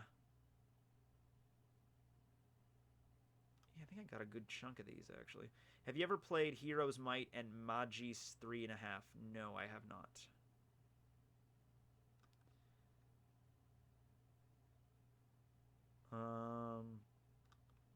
Yeah, I'm not going to probably talk about Fairy Tail 100-Year Quest. I'm not going to do manga reviews on that, probably. Any tips on getting started on vids on YouTube? So I have the same basic tips. In fact, one of my friends just started a channel, and I gave him the same advice I give everybody. So first thing is, like, before you even, like, buy any equipment or get a YouTube account, like, the first thing you should have is, what are you going to talk about? Because that's kind of the whole point of YouTube. If you don't have something to talk about, that kind of defeats the whole purpose, okay? So, and not something that you can just talk about in, like, one video. Like, I have an idea for a single video. I was like, well, no, you should probably pick something broad, something that you can make multiple videos about. And it should also probably be something that you know a decent amount about. The more knowledgeable you are about something, it doesn't really matter so much about what it is, because there's little niches for everybody. You know, even if you're like, I like building model trains, I'm like, okay, there's probably a model train niche on YouTube somewhere, you know? So whatever, but pick something that you know a lot about. And that's the great thing about YouTube is it doesn't have to be useful information. Like, in the real world, let's say you, I'm trying to think of something you might know how to do. Let's say you can play hopscotch really well. that's probably not going to get you, like, maybe not hopscotch, but like hula hooping or jump roping. I know there's like jump roping contests and stuff, but being able to jump rope really good is probably not going to get you a full-time job in the real world, right? But this isn't the real world. This is YouTube. So pick something you can do really well. It doesn't really matter about how applicable it is or how useful it is, and make videos about it. Okay, so that's a good idea. Or something you're very knowledgeable about. Let's say you know a lot about the history of, I don't know, the history of pens. You know a lot about the history of pens. You know what the first writing implement was, all the different inks, the pens that were favored by the British royalty, you know, like, I know how to pen. I know what the history of pens are. Something that, like, okay, there's no way anybody in the real world is going to give you a job just because you know about the history of pens. But who knows? YouTube, you don't know. You can make a series, especially if you have a good soothing voice. I would listen to a soothing British voice talking about the history of pens. Like here we have the Pilot G2 pen. It is a pen that was developed in the year 2017. It's rather advanced. It is a ballpoint. It has a, you know, like, I would. Why not, right? So think of something to talk about, and then I would move on to making a YouTube account, getting the equipment. In terms of equipment, I would get, like, a good microphone, a good camera. Like, you don't even have to get a camera. You don't have to appear on camera if you don't want to. But, yeah, I would pick a good HD webcam.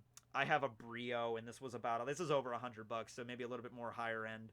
But you can get ones for, I'd say you could probably get a decent microphone for $50. That would be the Blue Snowball. That's like the lowest, it's like the biggest bang for your buck kind of microphone I would recommend. The Blue Snowball is about $50. The Yeti is also really good. This was about like $120. And then I have the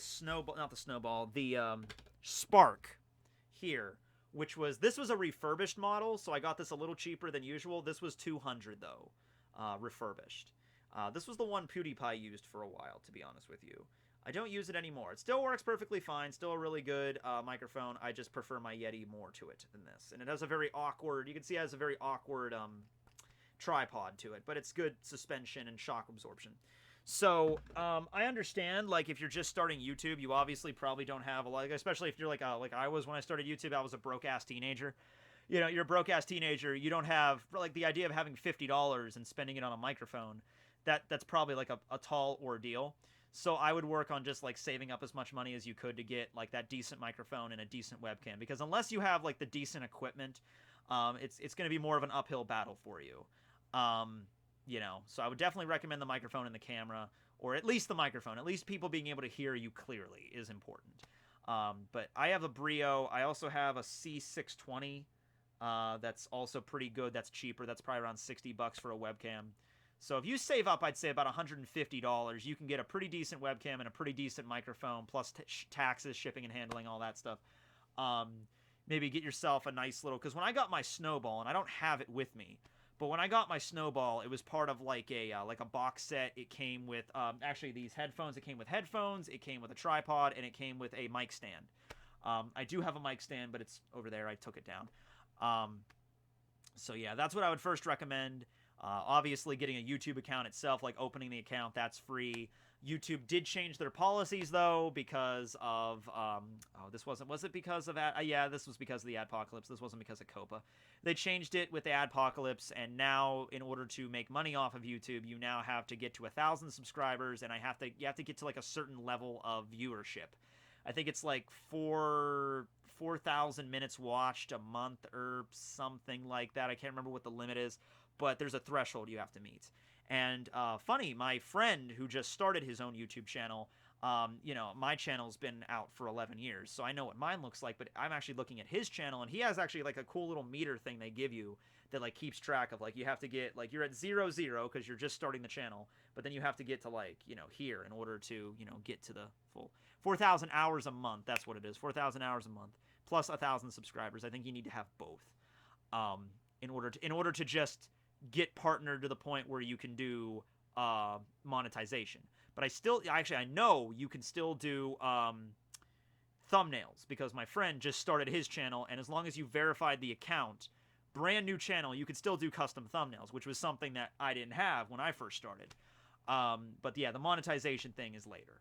So it's not quite as easy to make money on YouTube as it used to be. There's a little bit more of an uphill battle, but yeah, pick something you know a lot about, even if you don't think it's that useful or that, interesting. If you know a lot about it, people respond to that. Like if you know a lot about something. Then get your basic equipment, start your account, and then just dive right. The best way to do it is to dive right in, really. I can understand there's a little bit of a fear of that. Like, oh, I don't know, maybe I'll do it next week, or maybe, yeah, I'll get around to it at some point. But I would, like, literally dive right in, because it's YouTube. Your first videos, honestly, are probably going to suck. Everybody's do. Like, everybody's videos aren't that great. I know some YouTubers that, like, are really big that'll actually go back and delete their older content because they don't want people to see what they looked like at the very beginning. Like, oh no, my channel didn't start here in 2008. It actually started here in 2012. That's when the real channel started. That's when my videos started getting good. And, I don't do that because I thought to myself, I thought about it, like, maybe I should delete my older shit because it sucks. But I thought, I want to leave it up because I want to remember. I thought it'd be funny for you guys to go back and look at my older stuff. But also I thought, it would be, it's important to remember, like, where I came from, that this was how it really started. Like, I'm not going to sugarcoat it, because I could sugarcoat it and just be like, yeah, my channel started in June of 2011 when I first started talking about Bleach. That's when it started. Everything else just cut off before that. But no, it didn't start there. There was a whole 2 years before that where I was making shitty videos. And even the early Bleach reviews were still also really shitty. If I was going to pick a date when I started getting, like, when I think I started getting, like, good, like, professional, I would probably pick, like, 2015, 2016 when I started getting decent equipment, Hello. No, you're fine. I didn't want anything. I got everything here. Yeah, get her medicine. Duchess needs medicine. I'm doing a 500k stream right now. Yeah. I told them about your addiction to... I told them about you getting the well-done steaks at the restaurant, and also told them about you trading in your car to get another car that's the exact same car, but a gray car. So, yeah. Yeah, what are you gonna do? Alright, well, go get her medicine, and is it just the Apoquil? Or is it her... Is it the antibiotic? It's the antibiotic then, right? Yeah, that's what it is. Okay. Alright. Alright, Mom. Love you. Alright, bye. Yeah, I always do. I'm almost done. Alright, so yeah. Duchess is having... Oh, God. It's, Oh, if you have a dog has severe allergies, this time of year is rough. Like, this time of year, until, like, basically any time of year that's not the winter is rough.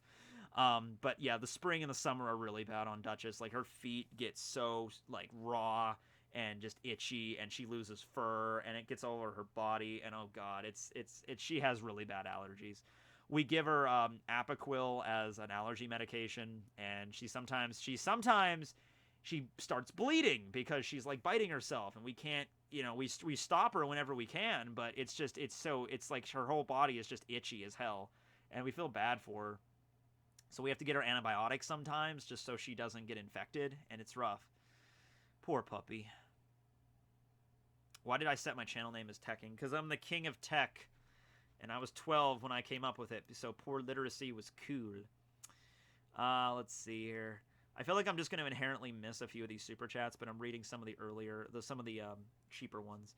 Have you ever played Digimon Story Cyber Sleuth? No, I've never heard of that game. I think I played, like, one Digimon game my whole life, and it was for the PlayStation. It was alright. Pirate Warriors Floor. Yeah, I already answered that one. Thanks, everybody. But thanks, everybody, for the chats. Project Melody collab. I have no idea who or... I'm guessing that's a person, but I have no idea who that is. Yeah, Big Mom could probably, give life to the Sunny. When are we going to get that Duval video? Oh, that's right around the corner. I should probably get on that today, actually. Straw Hats go to space. Okay, It's not going to happen, but I would be lying if I said I wouldn't want that to happen. I would like to see the Straw Hats go to space. Who wouldn't want to see Frankie remodel the Thousand Sunny into a spaceship and rocket off into parts unknown? That sounds awesome.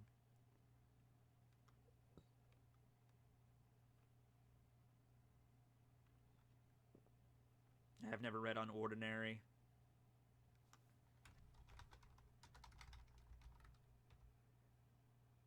Do you see the other Novas coming to Wano? If not, where do you think they will come to play? I would love to see them all together again like at Subodhi. Yeah, I would too. I think Laugh Tale is going to be that moment. If you're waiting for that big reunion with all the Supernovas and like Blackbeard, that's probably going to be Laugh Tale. Yeah, because that's going to be the big epic war with like the Grand Fleet and like the Straw Hats and like the Yonko. Like that's going to be the big battle. So I would look forward to that. But I don't see a Rouge or Bonnie arriving at Wano given their current circumstances.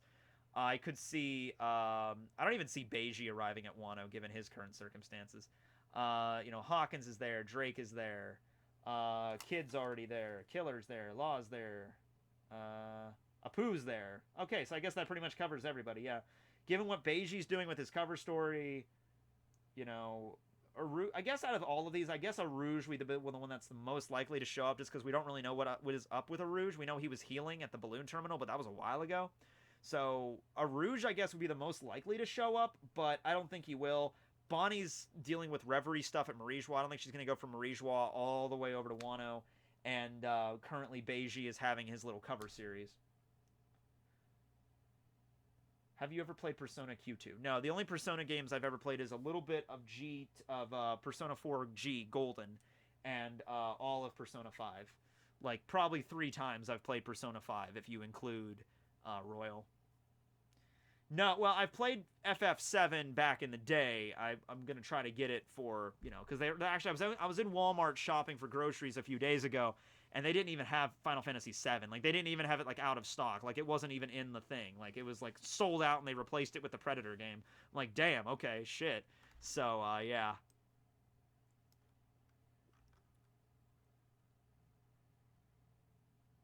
Yeah, I like Adventure Time. I can't say I've seen every single episode, but all the major points I've seen of the story, yes. Because Adventure Time came out, that was like in 2009, and that was like right around the time that was in like the next era of cartoons that came out. I wasn't really watching cartoons at that point anymore. I remember that was like in the same era that like Chowder came out and The Marvelous Misadventures of Flapjack, and I knew about those shows, and I only caught a few episodes of them. But that was like, I felt like that was genuinely like, okay, I'm getting into high school now. This is like the next generation of cartoons for little kids. Like Codename Kids Next Door had ended. SpongeBob was still going, but Courage the Cowardly Dog had ended a few years prior to that. That was an older show. Dexter's Laboratory had ended. All the shows I grew up with were ending. So that's when it felt like, the shift to the next dimension. And then those shows had their run, and now they ended. And so that's so crazy. When I watched the last episode of Adventure Time, and I'm thinking that's crazy, because it's like, this must have been like, if you were a 5-year-old kid when Adventure Time first started airing in 2009, when it ended in 2018, you would have been like 18 years old. So that's crazy. And like, that was well after my time. And I'm like, wow, nuts. Yeah, now this era is ending, yeah. So they're just going to restart. I don't know. Like, most cartoons just aren't good these days. I feel like at a certain age, this is just my personal opinion, I just feel like at a certain age, you can't really judge a cartoon, like, genuinely anymore, because you're not a kid. If you showed me a cartoon right now, like a modern cartoon meant for kids that are, like, between the ages of, like, 5 and 8, I would probably think it was stupid. I'd probably be like, this isn't funny, this is cringy, or whatever. But if I was 5 or 8, if you have like a little brother or sister or a niece or a nephew that's like, I love this show so much, I'd be like, well, it's doing its job. Like, I remember when the new Powerpuff Girls came out, everyone was like, the new Powerpuff Girls suck. I'm like, the Powerpuff Girls of my youth are the real Powerpuff Girls. And I'm like, well, the Powerpuff Girls that you liked, they still exist. You can still watch them whenever you want. And, if there's little kids that watch the new Powerpuff Girls and are like, yay, Powerpuff Girls, I'm like, okay, well, they're enjoying it, so it's doing its job, right? The big one that I'm honestly, I'm a really big, like, I try to maintain that mentality with a lot of cartoons, but then you get Thundercats, and listen, I did not grow up with the original Thundercats. That was in the 80s. I was born in 93. So, original Thundercats were in the 80s, but I watched a lot of reruns of Thundercats in the 90s, so I was still a really big fan of Thundercats. Then, no Thundercats for the rest of my childhood. When I was in college, they made the first remake of Thundercats in that anime style, and I watched it. I was an adult. I still watched it because it was fucking amazing. It was incredible. The animation of that show blew my mind. And then that lasted one season. Wait, was it one season or two? I think only one. One season. And now we have the current Thundercats Roar, which I'm looking at that, and I'm like, whew. Once again, I'm not the target audience for that. If a 10-year-old kid watches Thundercats Roar and is like, yay, Thundercats, I love this show, it's my favorite, I love it. I'm like, okay, fine. It's a cartoon. You're a kid. You're enjoying it. I'm not gonna be like, you gotta watch the real Thundercats. I'm like, the kid's enjoying it. It's fine. Whatever. But I see, by the way, I haven't watched a single episode of Thundercats Roar, so if it actually turns out Thundercats Roar is actually a pretty goddamn good show. Maybe, I don't know. I've never seen it. But the thing that pisses me off is because it's like, that... Hold on. Let me show you.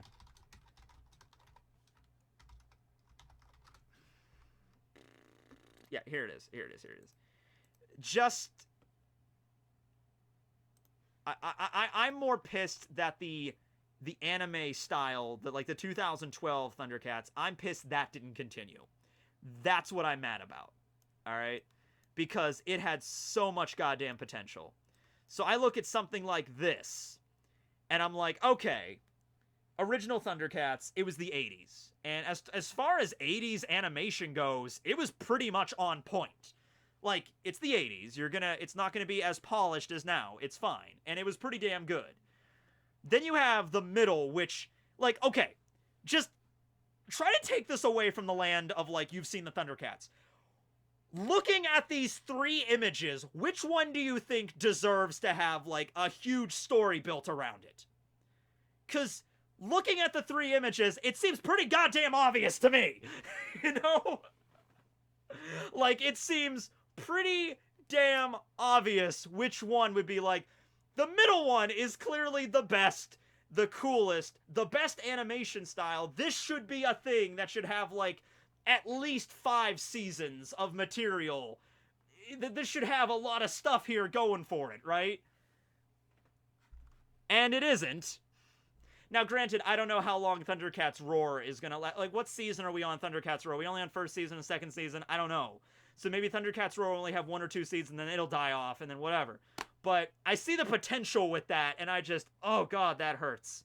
That hurts. That hurts me more than, like, Teen Titans Go. That hurts me more, because Teen Titans, the original Teen Titans, had 5 seasons of material. They had a really good run. I wish it would have been longer, and they ended on a cliffhanger.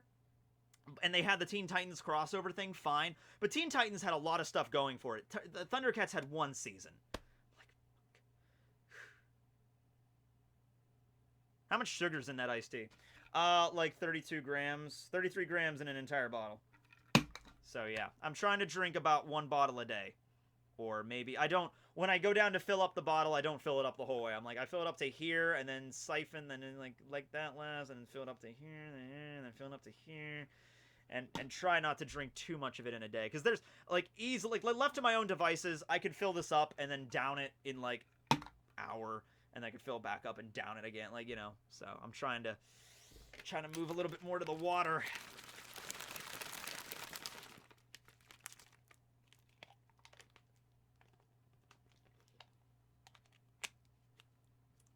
Yeah. Oh, yeah, isn't Ramadan? Yeah, isn't Ramadan going on right now? Yeah.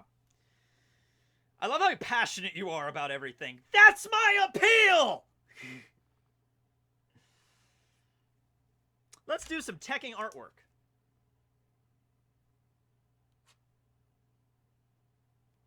Yes. Good. Good. Beautiful. Marvelous. Fantastic. Debonair. Oh, bold. Oh, so chic. Add a little bit of this. A little bit of that. A little bit of that. And we have a beautiful Tekking sketch. I have no... You know what? I have no idea, so you tell me, what does this look like? Because literally I just drew a bunch of lines and then drew a smiley face on it, so I have no idea what this looks like. It's bold, but is it brash? That is a masterpiece. I'd pay $7 billion for that, sir. Ghost Kirby?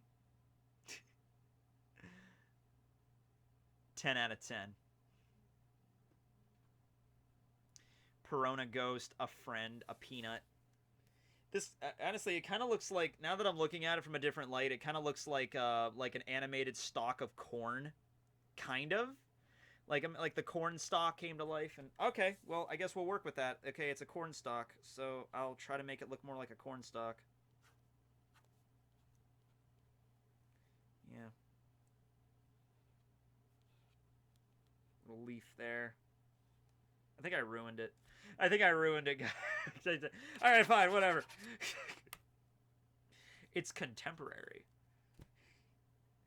Alright, but anyway, yeah, I think it's about been... Oh, it's been 3.5 hours already. Wow. I mean, wow, it felt like 3 hours was like 2 seconds ago. God, I'm losing my mind here. The older I get, time flies faster. But anyway, yeah, I'm going to get going now, guys. Thanks for watching. I'm going to go have some lasagna. I made lasagna. I'm going to go have some lasagna, practice my whistling. You know how it goes. And probably not going to be a video tonight. Might be. I don't know, but probably not. Tomorrow, I think I'll be doing that video, just kind of like doing the recap on everybody that we know about, like everybody in the fight right now. Because this is like we've kind of set the stage for this, so I'll be doing that. I want to do a video on, I got to do Zomari. I got to do the Nest Espada, so I missed last week. Or Neliel. Could do Neliel. I hit 500k. I might just do Neliel, just because it's Neliel. Like, which one do you want to talk about, Matt? Neliel? Okay, then talk about Neliel. I'm like, okay, there you go. So we'll probably, okay. We'll see where that goes this week. Okay. Well, have a great day, everybody. Thanks for watching. Thanks for all of the Super Chats. The plethora of Super Chats. We still have the 100 still on here. Thank you, Tonia. But we got a bunch of other ones. We got a bunch of 50s and 100s and stuff. So thanks for the Super Chats, everybody. Thanks for a memorable 500k stream. Yeah. Next time. Wait, hold on. Let me check one thing really quick. No, okay. All right. Well, you guys have a good one. Signing out. Later.